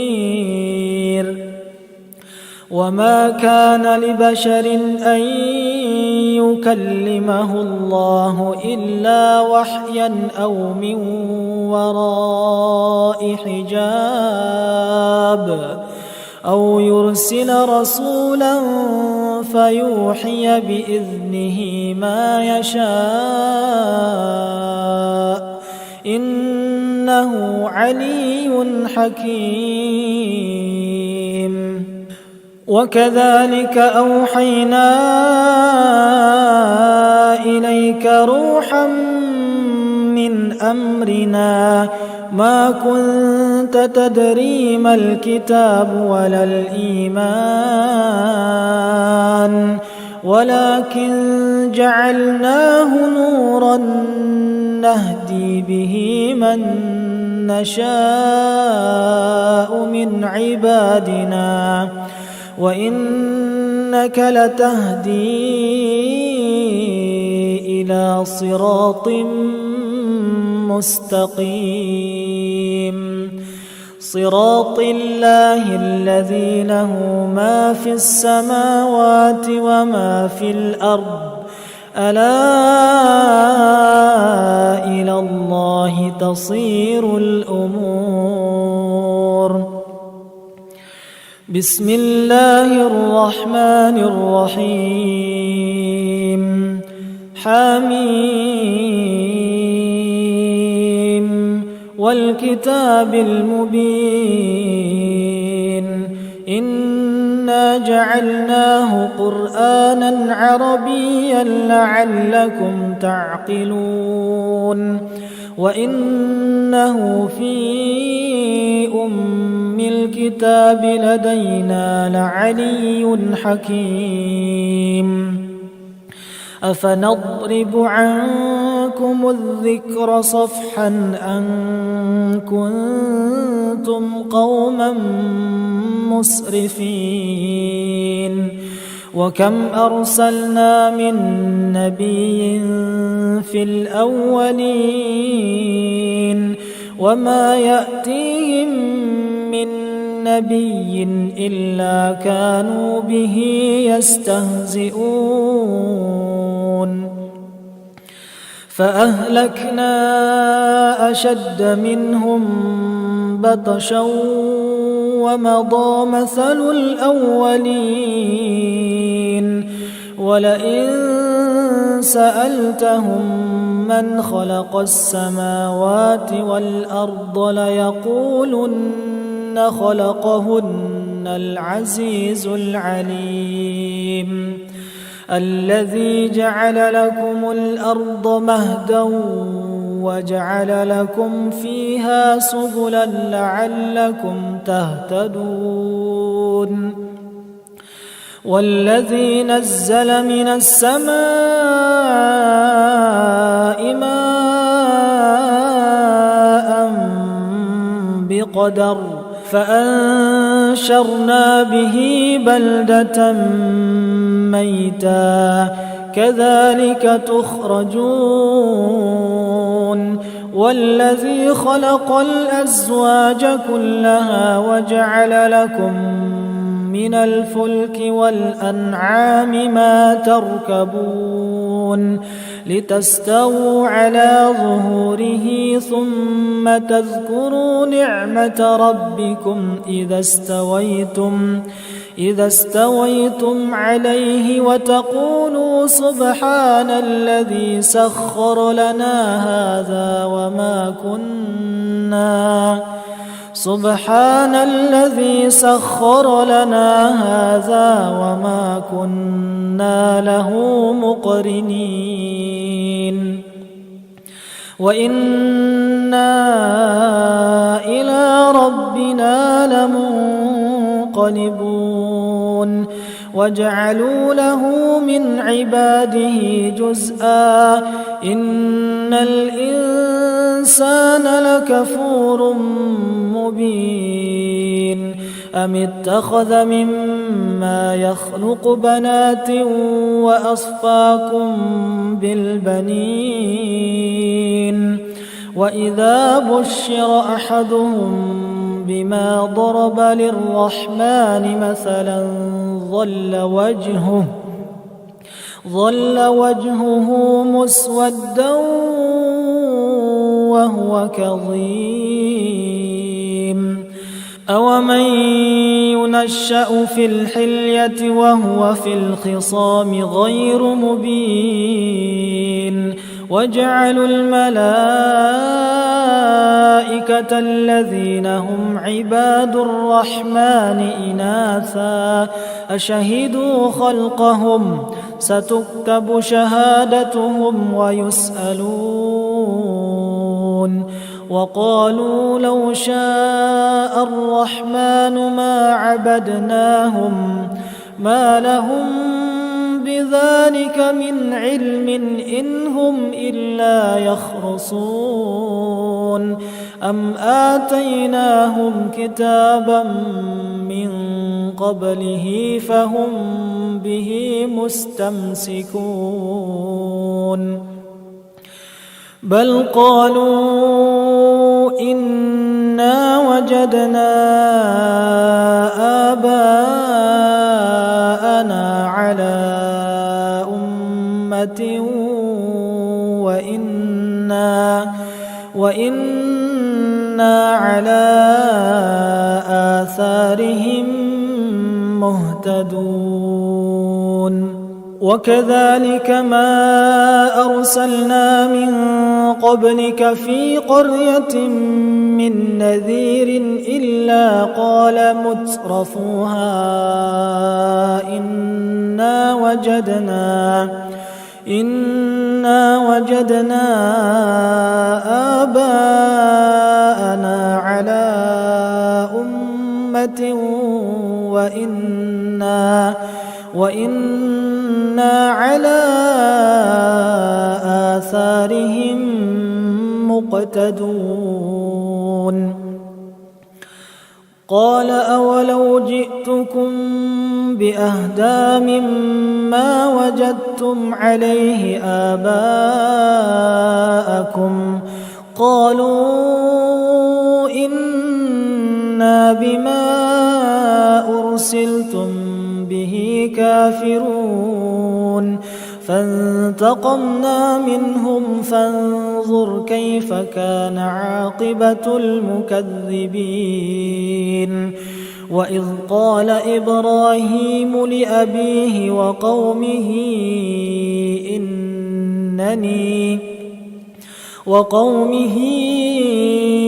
إنني براء مما تعبدون إلا الذي فطرني فإنه سيهدين وجعلها كلمة باقية في عقبه لعلهم يرجعون بل متعت هؤلاء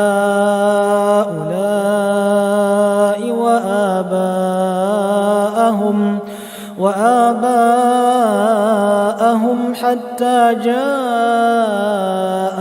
الحق الحق ورسول مبين ولما جاءهم الحق قالوا هذا سحر وإنا به كافرون وقالوا لولا نزل هذا القرآن على رجل من القريتين عظيم أهم يقسمون رحمة ربك نحن قسمنا بينهم معيشتهم في الحياة الدنيا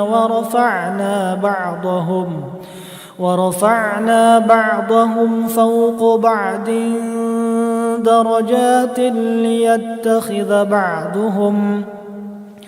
ليتخذ بعضهم بعضا سخريا ورحمة ربك خير مما يجمعون ولولا أن يكون الناس أمة واحدة لجعلنا لمن يكفر بالرحمن لبيوتهم سقفا من فضة ومعارج عليها يظهرون ولبيوتهم أبوابا وسررا عليها يتكئون وزخرفا وإن كل ذلك لما متاع الحياة الدنيا والآخرة عند ربك للمتقين ومن يعش عن ذكر الرحمن نقيض له شيطانا فهو له قرين وإنهم ليصدونهم عن السبيل ويحسبون أنهم مهتدون حتى إذا جاءنا قال يا ليت بيني وبينك بعد المشرقين فبئس القرين ولن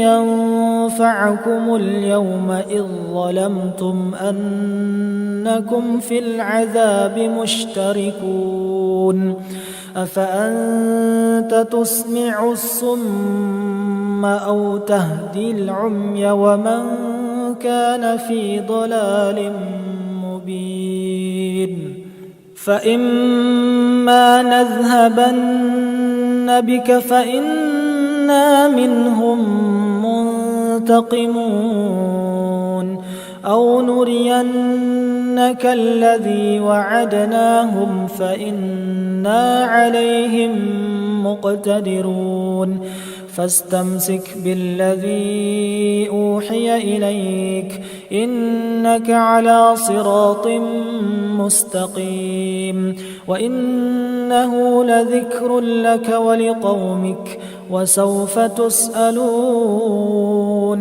واسأل من أرسلنا من قبلك من رسلنا أجعلنا من دون الرحمن آلهة يعبدون ولقد أرسلنا موسى بآياتنا إلى فرعون وملئه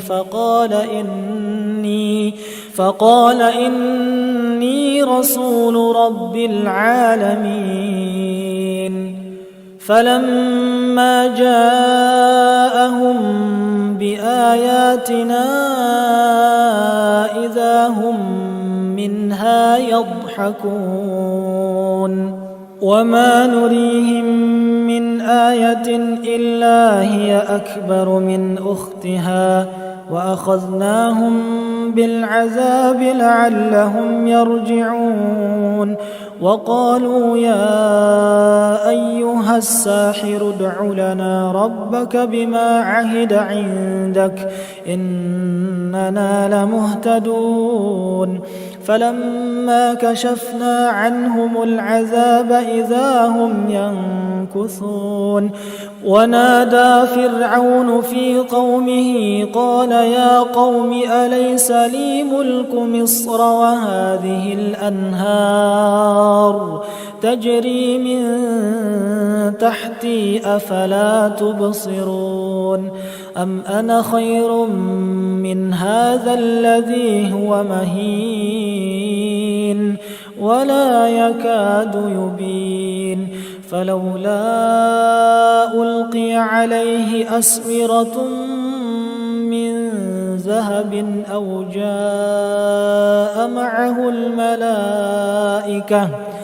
أو جاء معه الملائكة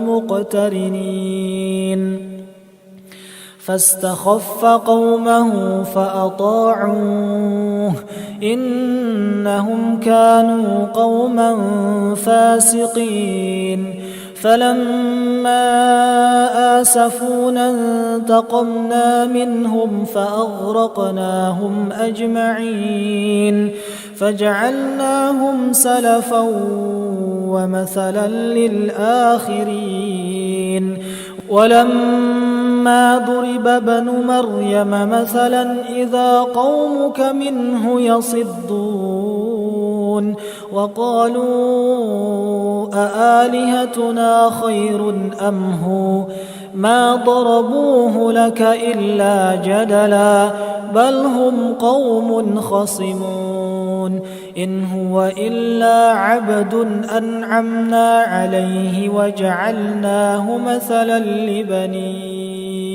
إسرائيل ولو نشاء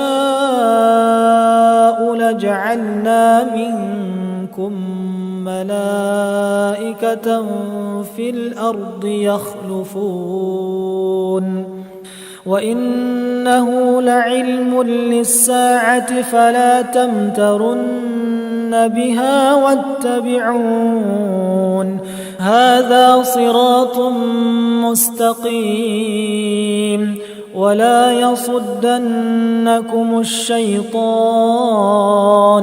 إنه لكم عدو مبين ولما جاء عيسى بالبينات قال قد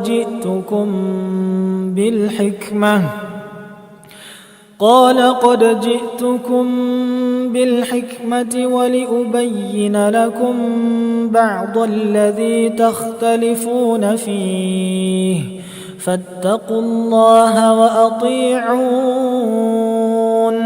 إن الله هو ربي وربكم فاعبدوه هذا صراط مستقيم فاختلف الأحزاب من بينهم فويل للذين ظلموا من عذاب يوم أليم هل ينظرون إلا الساعة أن تأتيهم بغتة وهم لا يشعرون الأخلاء يومئذ بعضهم لبعض عدو إلا المتقين يا عباد لا خوف عليكم اليوم ولا أنتم تحزنون الذين آمنوا بآياتنا وكانوا مسلمين ادخلوا الجنة أنتم وأزواجكم تحبرون يطاف عليهم بصحاف من ذهب وأكواب وفيها ما تشتهيه الأنفس وتلذ الأعين وأنتم فيها خالدون وتلك الجنة التي أورثتموها بما كنتم تعملون لكم فيها فاكهة كثيرة منها تأكلون إن المجرمين في عذاب جهنم خالدون لا يفتر عنهم وهم فيه مبلسون وما ظلمناهم ولكن كانوا هم الظالمين ونادوا يا مالك ليقض علينا ربك قال إنكم ماكثون لقد جئناكم بالحق ولكن أكثركم للحق كارهون أم أبرموا أمرا فإنا مبرمون أم يحسبون أنا لا نسمع سرهم ونجواهم بلى ورسلنا لديهم يكتبون قل إن كان للرحمن ولد فأنا أول العابدين سبحان رب السماوات والأرض رب العرش عما يصفون فذرهم يخوضوا ويلعبوا حتى يلاقوا يومهم الذي يوعدون وهو الذي في السماء إله وفي الأرض إله وهو الحكيم العليم وتبارك الذي له ملك السماوات والأرض وما بينهما وعنده علم الساعة وإليه ترجعون ولا يملك الذين يدعون من دونه الشفاعة إلا من شهد بالحق وهم يعلمون ولئن سألتهم من خلقهم ليقولن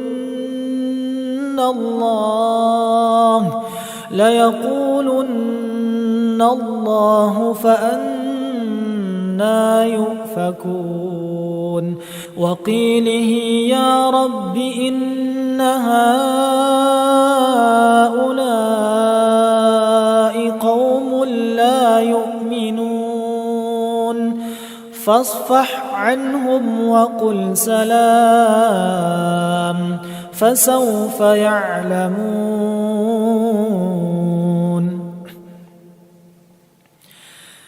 بسم الله الرحمن الرحيم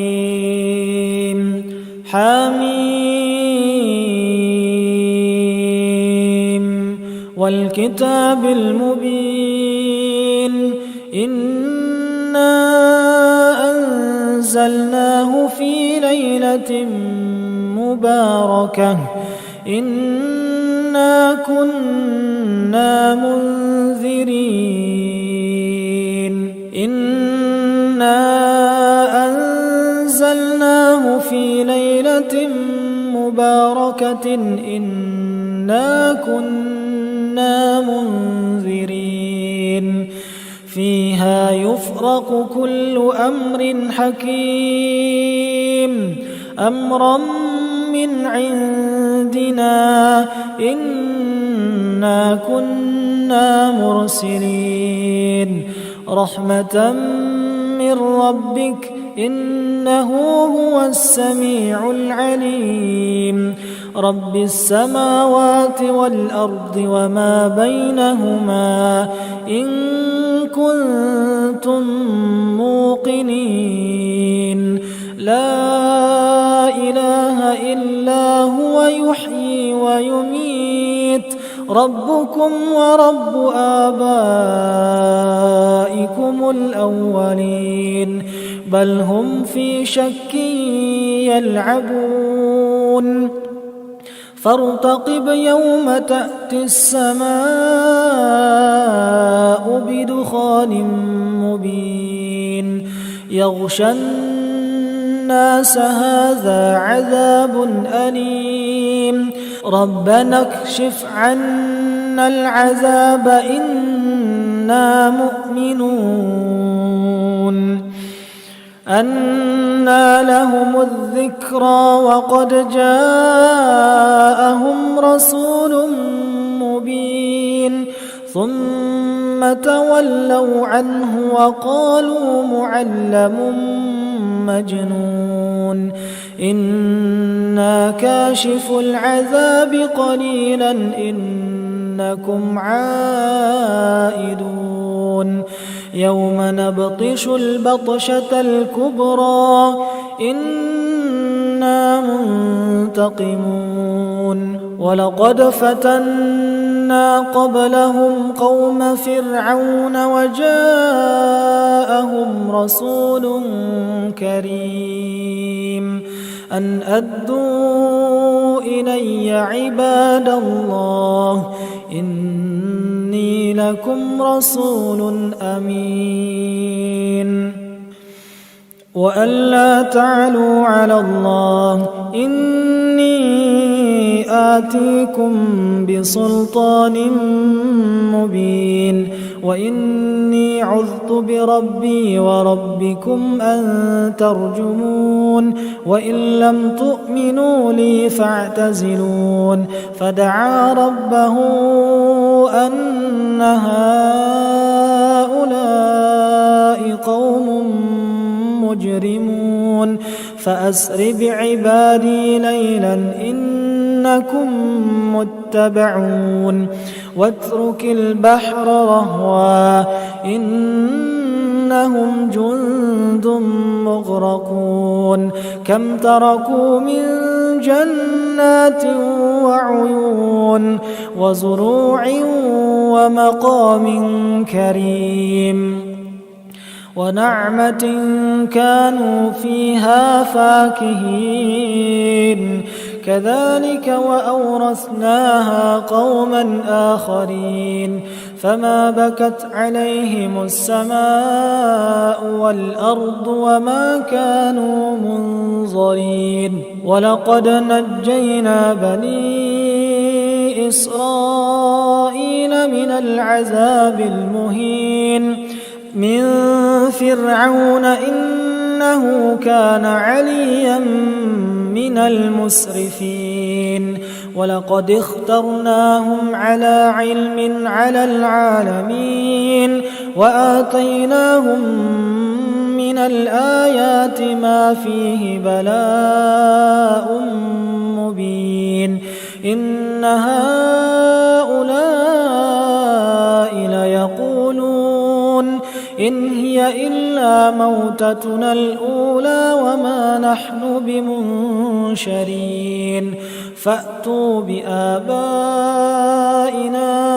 إن كنتم صادقين أهم خير أم قوم تبع والذين من قبلهم أهلكناهم إنهم كانوا مجرمين وما خلقنا السماوات والأرض وما بينهما لاعبين ما خلقناهما إلا بالحق ولكن أكثرهم لا يعلمون إن يوم الفصل ميقاتهم أجمعين يوم لا يغني مولى عن مولى شيئا ولا هم ينصرون إلا من رحم الله إنه هو العزيز الرحيم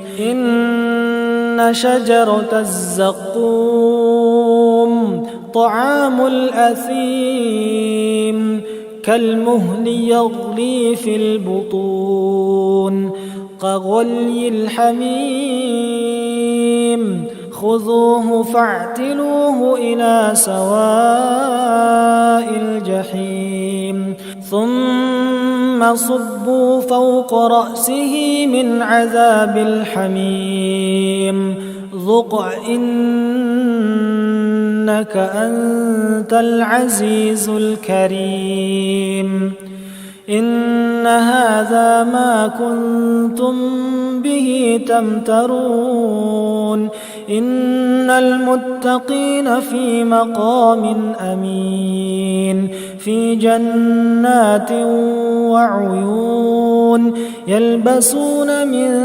سندس وإستبرق متقابلين كذلك وزوجناهم بحور عين يدعون فيها بكل فاكهة آمنين لا يذوقون فيها الموت إلا الموتة الأولى ووقاهم عذاب الجحيم فضلا من ربك ذلك هو الفوز العظيم فإنما يسرناه بلسانك لعلهم يتذكرون فارتقب إنهم مرتقبون بسم الله الرحمن الرحيم حميم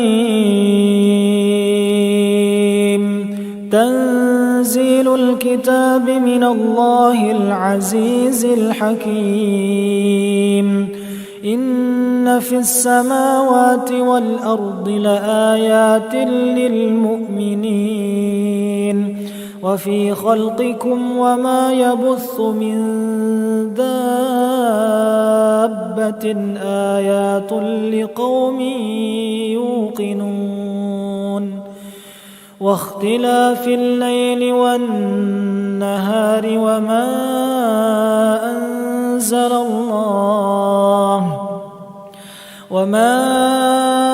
أنزل الله من السماء من رزق فأحيا به الأرض بعد موتها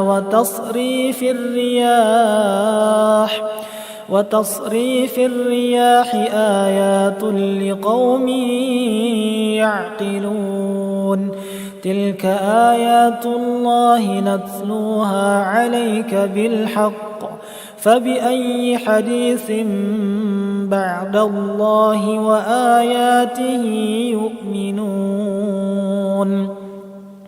ويل لكل أفاك أثيم يسمع آيات الله تتلى عليه ثم يصر مستكبرا كأن لم يسمعها فبشره بعذاب أليم وإذا علم من آياتنا شيئا اتخذها هزوا أولئك لهم عذاب مهين من ورائهم جهنم ولا يغني عنهم ما كسبوا شيئا ولا ما اتخذوا من دون الله أولياء ولهم عذاب عظيم هذا هدى والذين كفروا بآيات ربهم لهم عذاب من رجز أليم الله الذي سخر لكم البحر لتجري الفلك فيه بأمره ولتبتغوا من فضله ولعلكم تشكرون وسخر لكم ما في السماوات وما في الأرض جميعا منه إن في ذلك لآيات لقوم يتفكرون قل للذين آمنوا يغفروا للذين لا يرجون أيام الله ليجزي قوما بما كانوا يكسبون من عمل صالحا فلنفسه ومن أساء فعليها ثم إلى ربكم ترجعون ولقد آتينا بني إسرائيل الكتاب والحكم والنبوة ورزقناهم من الطيبات وفضلناهم على العالمين وآتيناهم بينات من الأمر فما اختلفوا إلا من بعد ما جاءهم العلم بغيا بينهم إن ربك يقضي بينهم يوم القيامة فيما كانوا فيه يختلفون ثم جعلناك على شريعة من الأمر فاتبعها ولا تتبع أهواء الذين لا يعلمون إنهم لن يغنوا عنك من الله شيئا وإن الظالمين بعضهم أولياء بعض والله ولي المتقين هذا بصائر للناس وهدى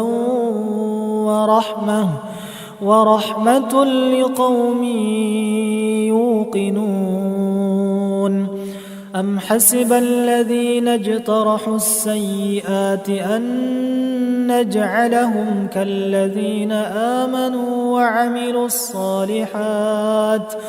وعملوا الصالحات سواء محياهم ومماتهم ساء ما يحكمون وخلق الله السماوات والأرض بالحق ولتجزى كل نفس بما كسبت وهم لا يظلمون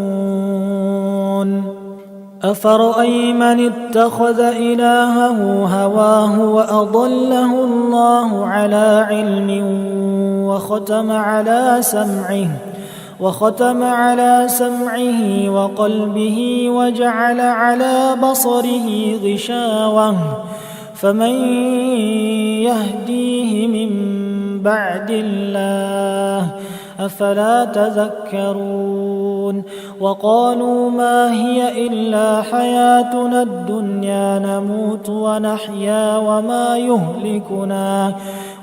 يهلكنا إلا الدهر وما لهم بذلك من علم إن هم إلا يظنون وإذا تتلى عليهم آياتنا بينات ما كان حجتهم إلا أن قالوا ائتوا بآبائنا إن كنتم صادقين قل الله يحييكم ثم يميتكم ثم يجمعكم إلى يوم القيامة لا ريب فيه ولكن أكثر الناس لا يعلمون ولله ملك السماوات والأرض ويوم تقوم الساعة يومئذ يخسر المبطلون وترى كل أمة جاثية كل أمة تدعى إلى كتابها اليوم تجزون ما كنتم تعملون هذا كتابنا ينطق عليكم بالحق إنا كنا نستنسخ ما كنتم تعملون فأما الذين آمنوا وعملوا الصالحات فيدخلهم ربهم في رحمته ذلك هو الفوز المبين وأما الذين كفروا أفلم تكن آياتي تتلى عليكم فاستكبرتم وكنتم قوما مجرمين وإذا قيل إن وعد الله حق والساعة لا ريب فيها قلتم ما ندري ما الساعة إن نظن إلا ظنا وما نحن بمستيقنين وبدا لهم سيئات ما عملوا وحاق بهم ما كانوا به يستهزئون وقيل اليوم ننساكم كما نسيتم لقاء يومكم هذا ومأواكم النار وما لكم من ناصرين ذلكم بأنكم اتخذتم آيات الله هزوا وغرتكم الحياة الدنيا فاليوم لا يخرجون منها ولا هم يستعتبون فلله الحمد رب السماوات ورب الأرض رب العالمين وله الكبرياء في السماوات والأرض وهو العزيز الحكيم.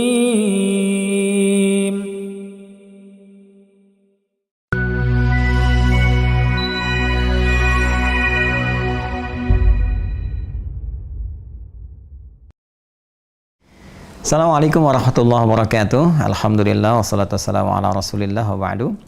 Saudara-saudariku dimanapun Anda berada, Alhamdulillah Allah telah menyampaikan kita pada hari kedua di bulan Ramadan tahun 1442 Hijrah. Bermohon pada Allah Subhanahu wa taala semoga berkenan menerima seluruh amal ibadah yang telah kita tunaikan khususnya dari awal Ramadan sampai dengan saat ini.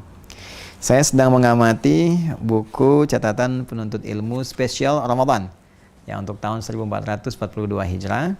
Di sini ada panduan-panduan bagaimana kita belajar menuntut ilmu dengan baik, dan yang paling spesial adalah ada kolom yang bisa kita pelajari setiap hari. Jadi tersambung bersama kami belajar setiap hari dalam kajian Aku Suka, ayo kultum sejenak untuk berbuka. Nah, di sini nanti kita sediakan teman-teman barcode-nya. Kalau Anda nggak sempat lihat tayangannya di sore ya, menjelang berbuka, teman-teman langsung buka ini saja. Ya, buka buku ini, kemudian dilihat ada serialnya, nanti Anda tinggal scan saja. Ya, scan. Nah, ini sudah ada referensinya ya, seperti ini. Nanti tinggal dibuka, ya tersalurkan nanti kalau pas terkunci password, handphonenya dibuka dulu. Nah, kemudian nyambung. Ya, nyambungnya ke sini. Ya, langsung nanti teman-teman bisa cek ada sifat salat Nabi SAW. Dari pelajaran yang dimaksudkan, Anda bisa merangkum intisarinya di sini, ya, kemudian mencatat yang penting-penting atau mungkin bahan-bahan pertanyaan yang nanti bisa kita diskusikan. Nah, dari mana kita bisa berdiskusi? Ini yang penting ini saya sampaikan. Buku ini pula barcode-nya nanti satu di antara barcode sampai serial ke-30 akan ada salah satunya yang menunjukkan kepada aplikasi yang dalam waktu dekat kami akan launchingkan. Aplikasi itu akan menghimpun pembelajar-pembelajar serius yang memang mau belajar khusus dengan kami, yang ada di satu tempat, satu keadaan secara virtual. Jadi nanti kami akan launchingkan namanya, kemudian Anda yang punya paket di buku ini itu secara otomatis nanti bisa bergabung. Tinggal nanti mengisi formulir registrasi yang terhimpun nanti di barcode di buku ini. Dan tentunya akan ada data di admin kami, kesesuaian antara pemilik ya dengan yang akan mendaftar dan menggunakannya. Anda yang belum bergabung bisa mendapatkan paket ini di Waha Corner ya. Di Waha Corner juga nanti ada paket penyerta sebagai tambahan untuk menghafal Quran dari program yang telah kita jalankan sampai dengan hari kedua di bulan Ramadan ini. Ya tentu ada infak, hanya infaknya tidak seberapa, sekali lagi untuk bermanfaat juga jariah kita bersama, khususnya untuk membantu pembangunan pesantren tahap dasar untuk ibtidaiyah. Dan juga nanti tentunya ada yang kita gunakan untuk kegiatan-kegiatan dakwah yang lain, ya khususnya juga untuk mencetak beberapa buku yang juga bermanfaat untuk kita semuanya. Saya kira itu yang bisa saya sampaikan, mudah-mudahan bermanfaat, tetap bergabung bersama, semoga Allah rahmati kita. Assalamualaikum warahmatullahi wabarakatuh.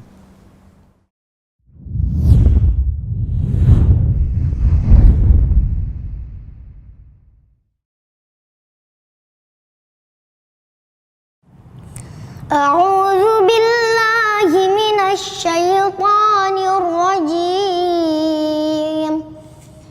بسم الله الرحمن الرحيم قاف والقرآن المجيد بل عجبوا أن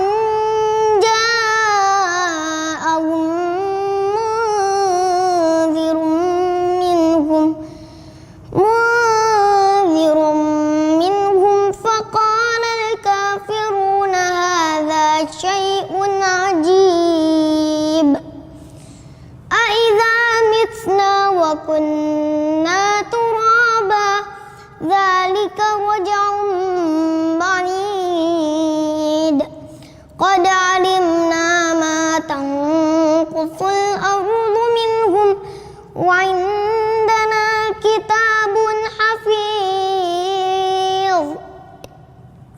بل كذبوا بالحق لما جاءهم فهم في أمر مريج صدق الله العظيم.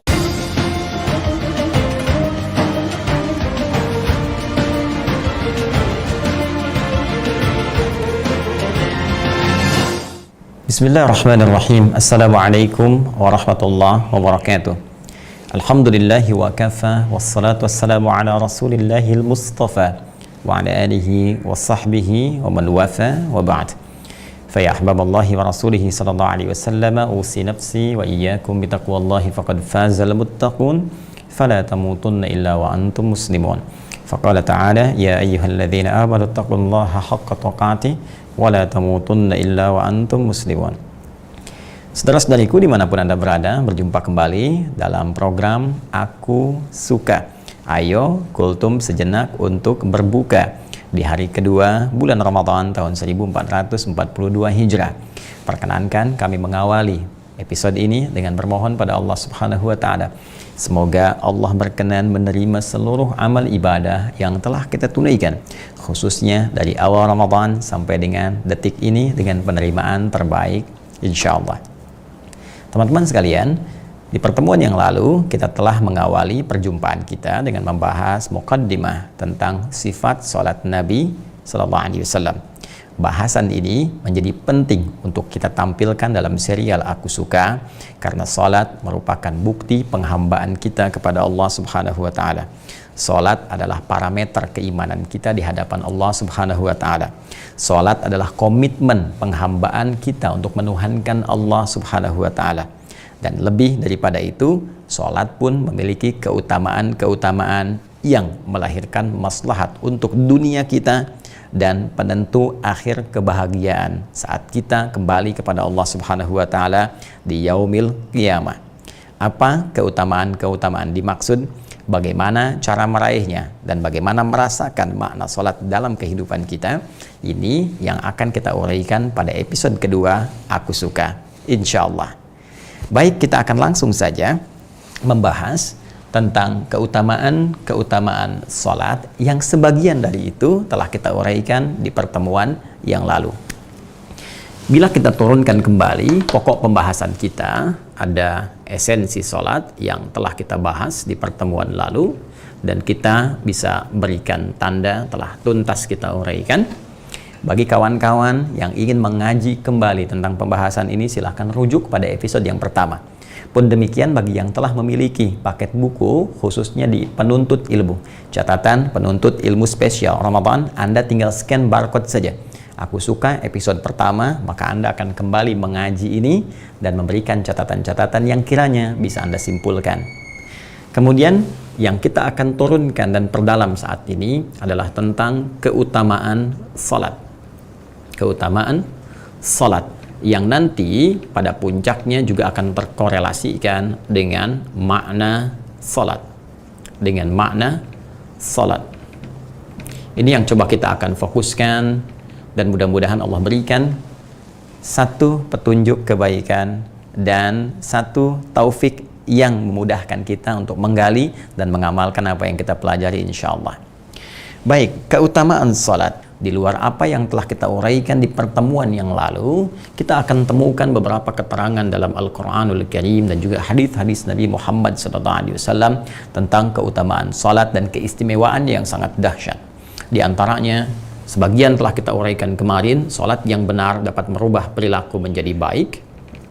Perilaku menjadi baik, ini didapati di Quran, surah ke-29 isyaratnya di ayat ke-45. Salat yang benar dapat mempercepat terkabulnya doa. Ini didapati juga dalam Al-Quran di surah yang ketiga Ali Imran isyaratnya di ayat 38-39. Salat juga bisa berpengaruh pada keadaan hati kita yang tenang. Jadi bisa menenangkan hati, mendamaikan jiwa, menenangkan hati dan mendamaikan jiwa. Isyaratnya didapati misal di Quran surah ke-20 Taha ayat ke-14 saat sholat disebut dengan zikir, wa aqimis sholata li dzikri, dan tunaikanlah sholat sebagai zikir kepadaku, kata Allah. Jadi ketika seseorang sedang menunaikan sholat, dia sedang berzikir. Sedangkan fungsi zikir itu disebutkan di Quran surah 13 Ar-Ra'd ayat 28 adalah untuk menenangkan hati. Ala bidzikrillahi tatma'innul qulub. Yakinkan pada jiwamu, jika zikirmu benar kepada Allah, dengan berzikir itu maka akan berdampak pada ketenangan hati, kedamaian jiwa. Baik. Di luar ini, dari apa yang telah kita detilkan di pertemuan yang lalu, ada manfaat lagi yang sangat dahsyat. Di antaranya, salat dapat mengantarkan kita pada gerbang kebahagiaan dan kesuksesan. Bahagia dan sukses.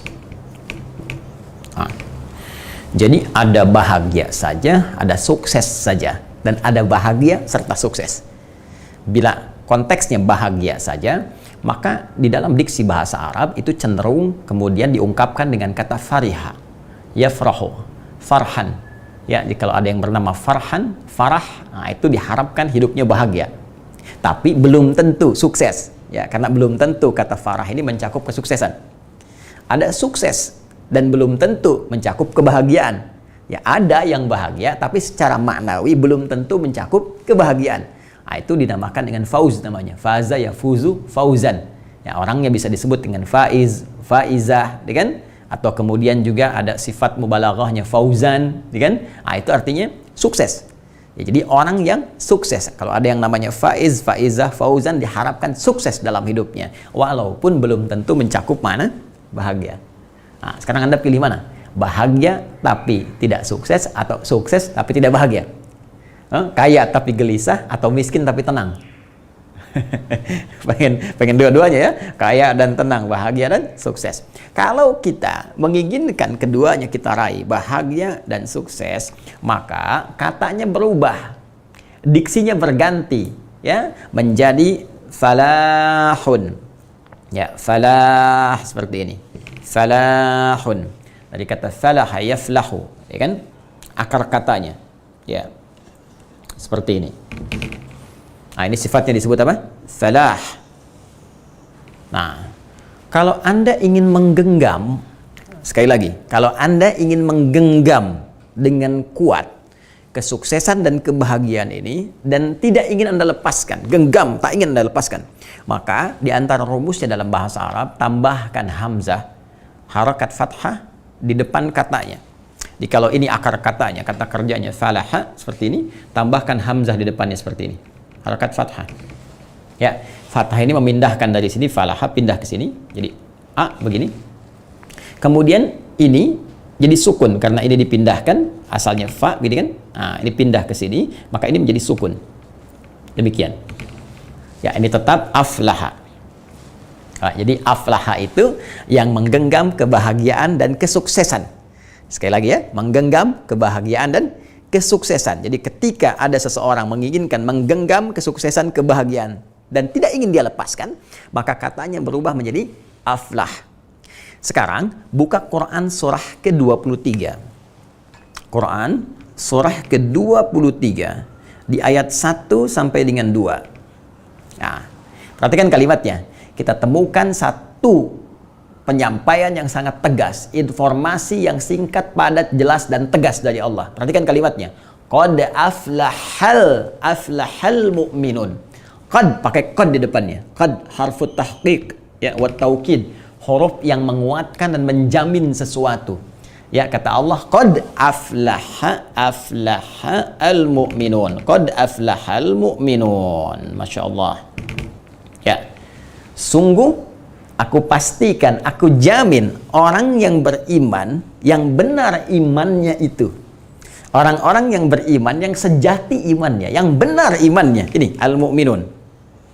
Menggunakan bentuk fa'il dan bentuknya jama, menawarkan kepada setiap yang punya iman untuk memperbaiki imannya supaya benar imannya. Dan orang yang benar imannya itu membuktikan keimanannya dengan benar, aflah, akan dijamin oleh Allah Subhanahu wa taala, dia akan menggenggam kesuksesan dan kebahagiaan dalam menjalani kehidupannya sesuai dengan maslahat hidupnya. Nah, bagaimana cara membuktikan komitmen iman itu? Cara menjadikan iman kita benar sehingga kita bisa menggenggam kesuksesan dan kebahagiaan yang kita inginkan itu. Ayat 2-nya. Alladzina hum fi salatihim khashi'un. Dan itu bisa dititi, bisa diawali dengan cara menunaikan sholat dengan benar, dengan khusyuk. Jadi orang yang khusyuk, orang yang benar menunaikan sholat itu ada jaminan dari Allah. Dia akan menggenggam kesuksesan dari setiap titian aktivitas yang ia kerjakan. Ia akan meraih kebahagiaan dari sekian harapan yang dia inginkan. Jadi ternyata sholat itu pengantar pada kesuksesan dan kebahagiaan. Sholat itu pintu gerbang success and happiness. Ya, karena itulah bahkan kita 5 kali diingatkan dalam sehari. 5 kali diingatkan. Supaya hidup kita itu sukses. Dimanapun beraktivitas sukses. Kita bahagia. Jadi ayah-ayah yang bahagia. Di rumah tangga bahagia. Di pekerjaan sukses. Dalam kehidupan sukses dan bahagia. Karena itu panggilan sholat setiap hari diiringi dan diperdengarkan, bahkan disandingkan dengan panggilan untuk sukses dan bahagia. Perhatikan dalam suara azan saat itu dikumandangkan dari mulai subuh, zuhur, asar, maghrib, isya 5 kali dalam sehari. Bukankah setelah kalimat hayya 'alas shalah, hayya 'alal falah? Bukankah setelah hayya 'alas shalah, hayya 'alal falah? Demikian kan?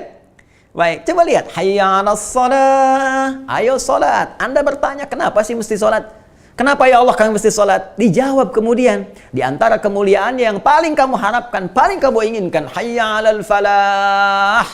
Supaya kamu sukses. Supaya kamu bahagia. Bukankah tadi Anda menginginkan sukses dan bahagia di awal saat kami tawarkan? Nah, sekarang saya tanya, pemilik kesuksesan itu siapa? Allah. Pemilik kebahagiaan siapa? Allah. Anda bekerja ingin sukses, dapat rezeki. Pemilik rezeki siapa? Allah. Allah punya nama Ar-Razzaq. Anda belajar supaya pintar, punya ilmu yang luas. Pemilik ilmu siapa? Allah. Sehingga Allah disebut dengan Al-Alim.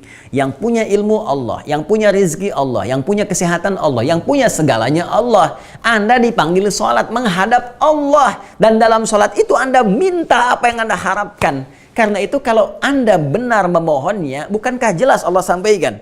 Bahkan dalam pembuka salat, wasta'inu bis sabri was salah. Jika Anda punya persoalan dalam kehidupan, datang. Datang. Terima dengan sabar itu, kemudian minta kepada Allah solusinya. Bahkan iman kita sekali lagi dipertaruhkan. Ya ayyuhalladzina amanu sta'inu bis sabri was salah. Kalau masih ragu, ditanya oleh Allah di Al-Baqarah ayat ke-153. Ditanya langsung oleh Allah, di mana imanmu? Hei orang yang telah menyatakan beriman kepada Allah. Terima persoalan itu dengan sabar, karena yang lain pun punya masalah. Masalah itu adalah jembatan menuju kesuksesan yang kau harapkan. supaya hidupmu lebih berkualitas, supaya teruji. Nah, untuk menyelesaikan itu dengan cepat, datang kepadaku, kata Allah, tunaikan salat. Ya, wassalah, tunaikan salat. Dalam salat itu kita minta, iyyaka na'budu. Sekarang ya Allah, kami menyembah hanya kepadamu seperti Engkau perintahkan untuk membuktikan iman kami. Wa iyyaka nasta'in, dan sekarang kami punya persoalan, mohon kabulkan ya Allah, berikan jalan keluar yang terbaik. Maka apa jawaban dari Allah? Lewat hadis qudsi disampaikan Nabi sallallahu alaihi wasallam, hadza baini wa baina 'abdi wa li 'abdi ma sa'al. Ini perjanjian, komitmen antara aku dengan hambaku, dan bagi hambaku apapun yang ia inginkan selama itu menjadi bagian dari kebutuhan hidupnya. Karena itu banyak orang-orang beraktivitas akan mengawali dengan sholatnya.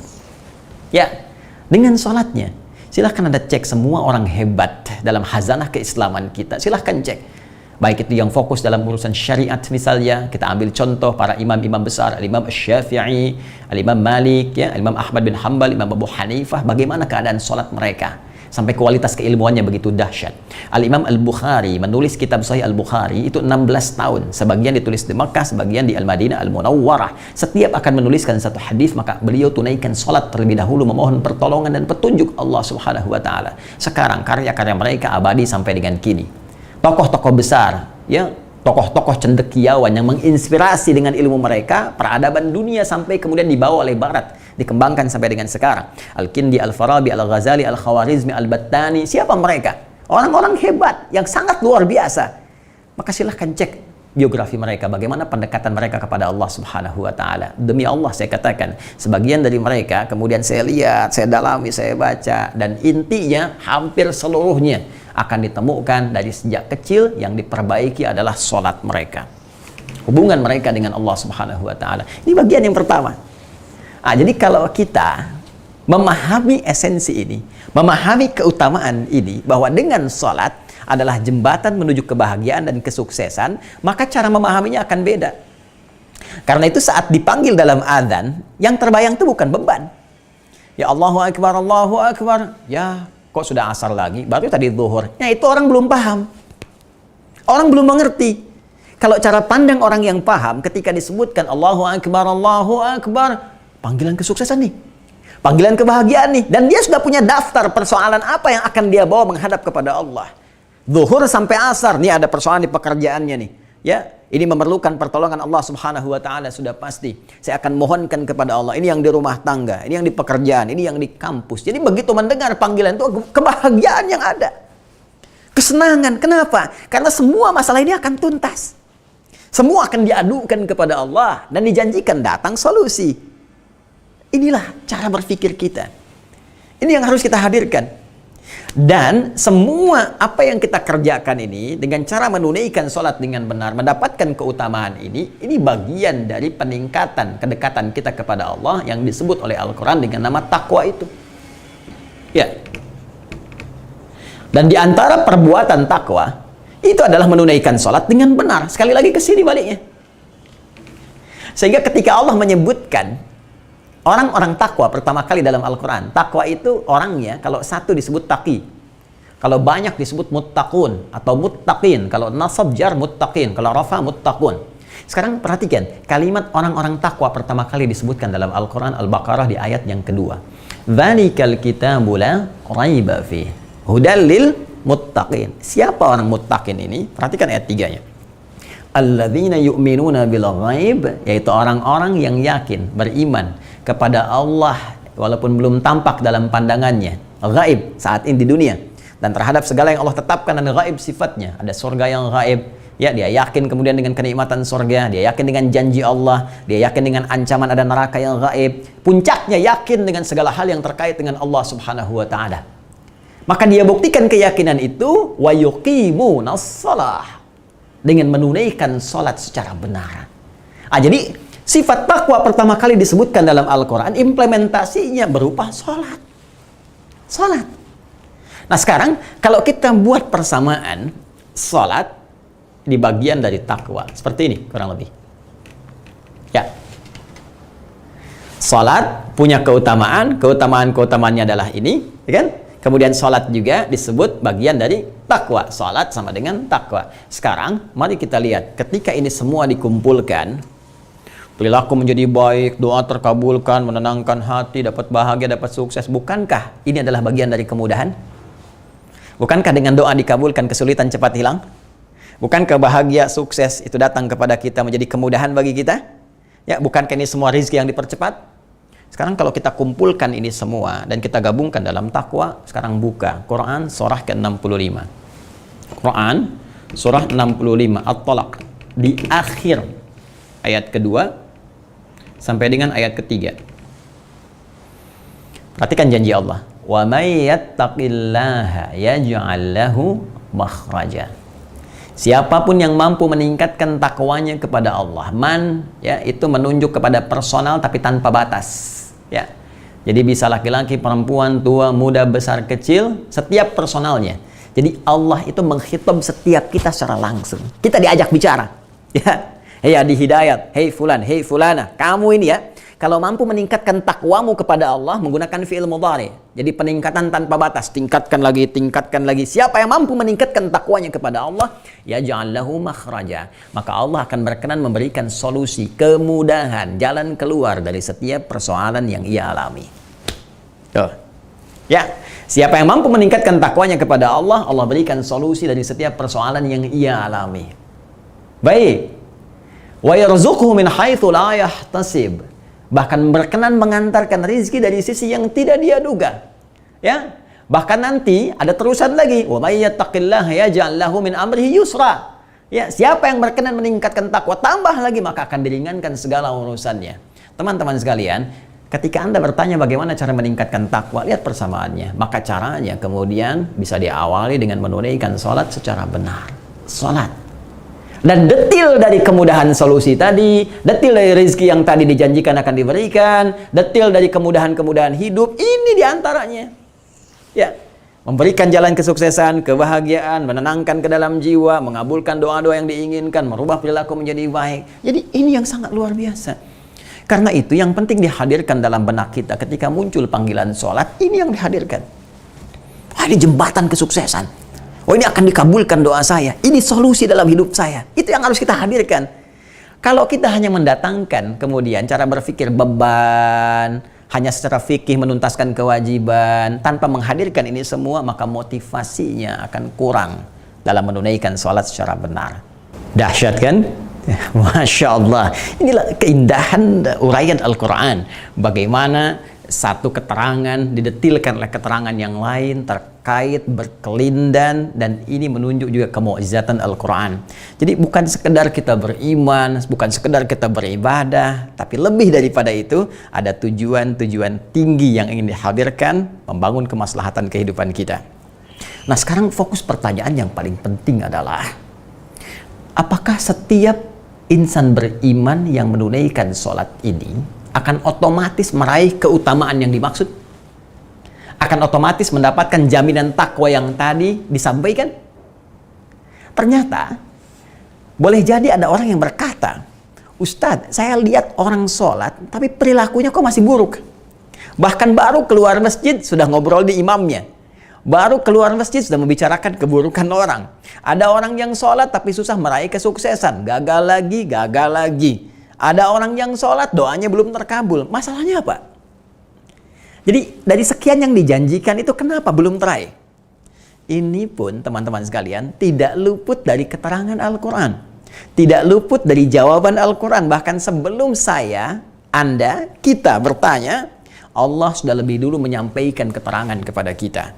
Ada dua penyebab yang paling utama yang menjadikan seseorang yang menunaikan sholat berpotensi tidak meraih satu atau bahkan lebih di antara keutamaan yang dimaksudkan. Jawaban pertama terdapat dalam Al-Quran surah kedua Al-Baqarah di ayat ke-45, kemudian solusinya ayat 46-nya. Yang kedua kita temukan di Quran surah kedua 29. Di Quran surah kedua 29 Al-Ankabut di awal ayat ke-45-nya. Tuh, sama-sama 45 ayatnya, ya, tapi nanti dengan pemaknaan yang berbeda. Baik, mari kita lihat dengan cepat. Apa penyebab orang sholat berpotensi belum atau tidak meraih apa yang dijanjikan ini? Yang pertama di Quran surah kedua Al-Baqarah di ayat ke-45 Allah menegaskan. Perhatikan kalimatnya. Wasta'inu bis-sabri was-salah. Dan jika engkau punya persoalan dalam kehidupan, terima dengan sabar, itu untuk meningkatkan kualitas hidupmu, dan dengan itu kemudian kau bawa dalam sholat, mintakan solusi kepada Allah. Wassalah, tunaikan sholat, minta solusi kepada Allah. Wa innaha lakabiratun illa 'alal khashi'in. Namun penting kau sadari, sholat itu tidak mudah engkau lakukan. Awas, hati-hati tuh. Ya, ketika Allah menyandingkan sabar dengan sholat dan membandingkan keduanya, ternyata tingkat kesulitan menunaikan sholat itu lebih dibandingkan dengan sabar. Hati-hati. Artinya kalau orang tidak sabar menunaikan sholat, orang tidak serius menunaikan sholat, itu sulit kemudian akan menunaikannya dengan sempurna. Jadi lebih mudah dalam bandingan Al-Quran, lebih mudah kita belajar berikhtiar untuk sabar dibandingkan kita menyempurnakan untuk menunaikan sholat dengan baik. Kalau kita tidak serius. Nah, tapi Allah tidak berhenti sampai situ. Supaya Anda tidak bertanya, kalau begitu kalau sholatnya berat, kenapa kita diminta menunaikan? Hei, belum selesai ayatnya. Allah berikan jalan supaya sholat ini mudah ditunaikan oleh kita. Tapi kalau Anda nggak ikuti jalannya, tetap akan sulit bagi Anda. Jelas, seperti Anda nggak tahu ilmu sabar. Karena nggak tahu ilmu sabar, susah bersabar. Nggak tahu ilmu sholat, ya susah sholat dengan baik. Maka ayatnya kemudian memberikan penjelasan kepada kita, illa 'alal khashi'in, kecuali bagi orang-orang yang khusyuk dalam sholatnya. Jadi untuk menjadikan sholat itu termaknai, sholat itu mudah kita tunaikan, sholat itu benar kita tunaikan, kata Al-Quran pertama, tunaikan sholat itu dengan khusyuk. Ini poinnya. Khusyuk. Jadi kalau kita ingin meraih keutamaan-keutamaan ini yang dijanjikan, hal-hal yang tadi dimaksudkan, maka syarat pertama kata Allah, tunaikan dengan khusyuk. Kalau nggak khusyuk jadi berat sholatnya. Kalau nggak khusyuk jadi beban sholatnya. Jangankan saat menunaikan sholat, saat dengar azan pun jadi seakan beban. Suara apa ini? Ini kok panggilan tiap hari datang terus? Ya Allah, iman Anda di mana, Cepi? Jadi kalau kita nggak khusyuk susah. Nah, karena itu penyebab yang pertama kalau ada orang belum meraih apa yang dimaksudkan, boleh jadi sholatnya belum khusyuk. Pertanyaan susulannya, bagaimana supaya kita bisa khusyuk sholatnya ya Allah? Bagaimana cara khusyuk yang baik itu? Maka Allah memberikan jalan kepada kita. Jalan pertama langsung di ayat ke-46-nya. Ini poinnya. Perhatikan caranya. Alladzina yadhunnuna annahum mulaqu rabbihim. 1. Wa annahum ilaihi raji'un. 2. Ini rumus cepat untuk khusyuk dalam sholat. Ya, bagian pertama, rumus cepat untuk khusyuk. Kata Allah, alladzina yadhunnuna annahum mulaqu rabbihim. Orang khusyuk itu adalah orang-orang yang saat akan sholat. Awas, tolong garis bawahi. Ternyata khusyuk itu dimulai fasenya dari sejak akan sholat. Jadi jangan langsung dipahami saat sedang sholat. Ya, karena ternyata kekhusyuan itu, untuk mendatangkan kekhusyuan, fasenya dimulai saat akan sholat. Nah, orang khusyuk ini udah kelihatan saat akan sholat. Bagaimana penampakannya? Alladzina yadhunnuna annahum mulaqu rabbihim. Orang-orang yang khusyuk itu adalah orang-orang yang saat akan menunaikan sholat, dia sudah menyiapkan diri dan merasakan akan menghadap kepada Rabb-Nya.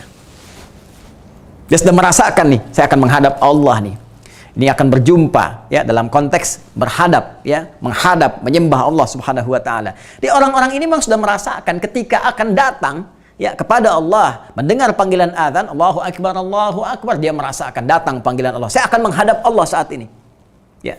Coba kalau kita bayangkan begini teman-teman sekalian. Dalam konteks kehidupan dunia kita ya.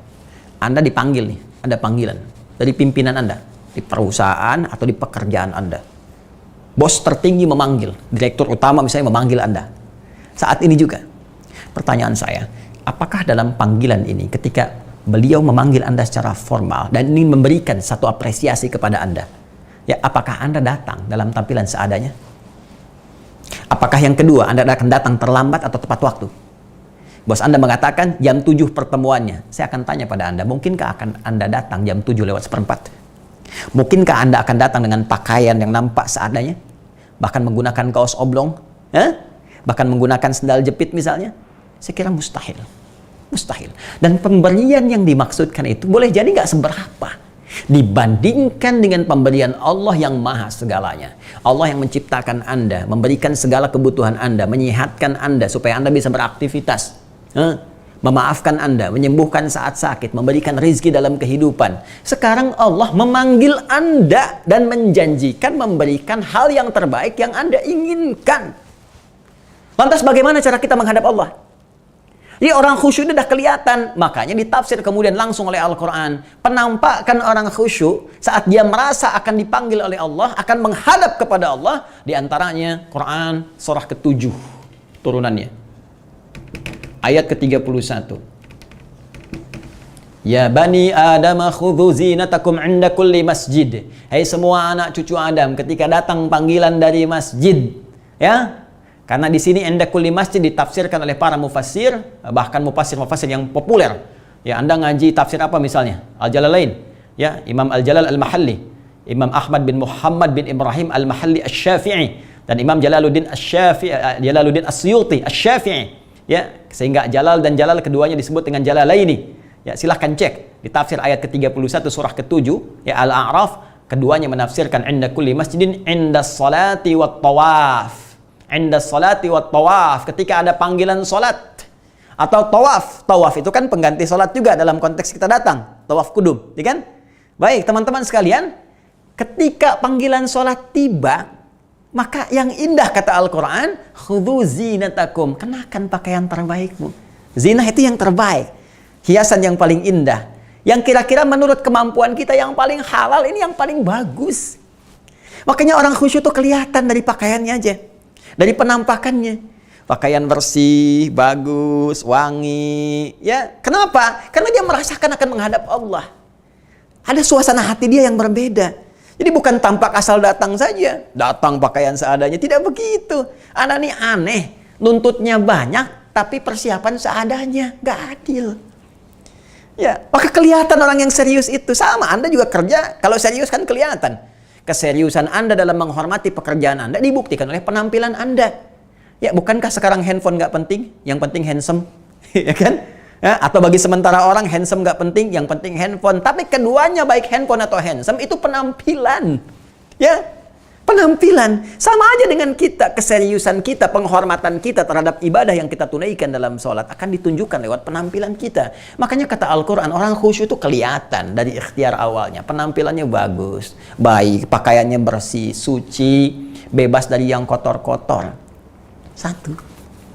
Ya. Kemudian dia datang dengan membersihkan diri. Quran surah ke-5 ayat yang ke-6. Ya ayyuhalladzina amanu idza qumtum ilas shalah. Hai orang-orang beriman, jika engkau ingin menyempurnakan salatmu, datang menunaikan salat dengan sempurna, ya faghsilu wujuhakum, maka mulailah engkau dengan berwudu terlebih dahulu, membasuh yang pokok-pokok. Wajahmu itu tangan sampai siku, kemudian mengusap kepalamu dan kaki sampai dengan kedua mata kakimu. Ya, berwudu dengan sempurna. Anda datang ke kantor, membersihkan diri dulu, menghadap Allah pun sempurnakan diri dulu. Wudunya sempurna, pakaiannya bagus, kan? Kemudian setelah itu, sempurnakan kembali ayat 46 di Al-Baqarah tadi. Wa annahum ilaihi raji'un. Wa annahum ilaihi raji'un. Kemudian mereka mengenakan pakaian terbaik itu, berwudu dengan baik itu, karena mereka merasakan boleh jadi ini adalah panggilan Allah yang mungkin menutup kehidupan mereka.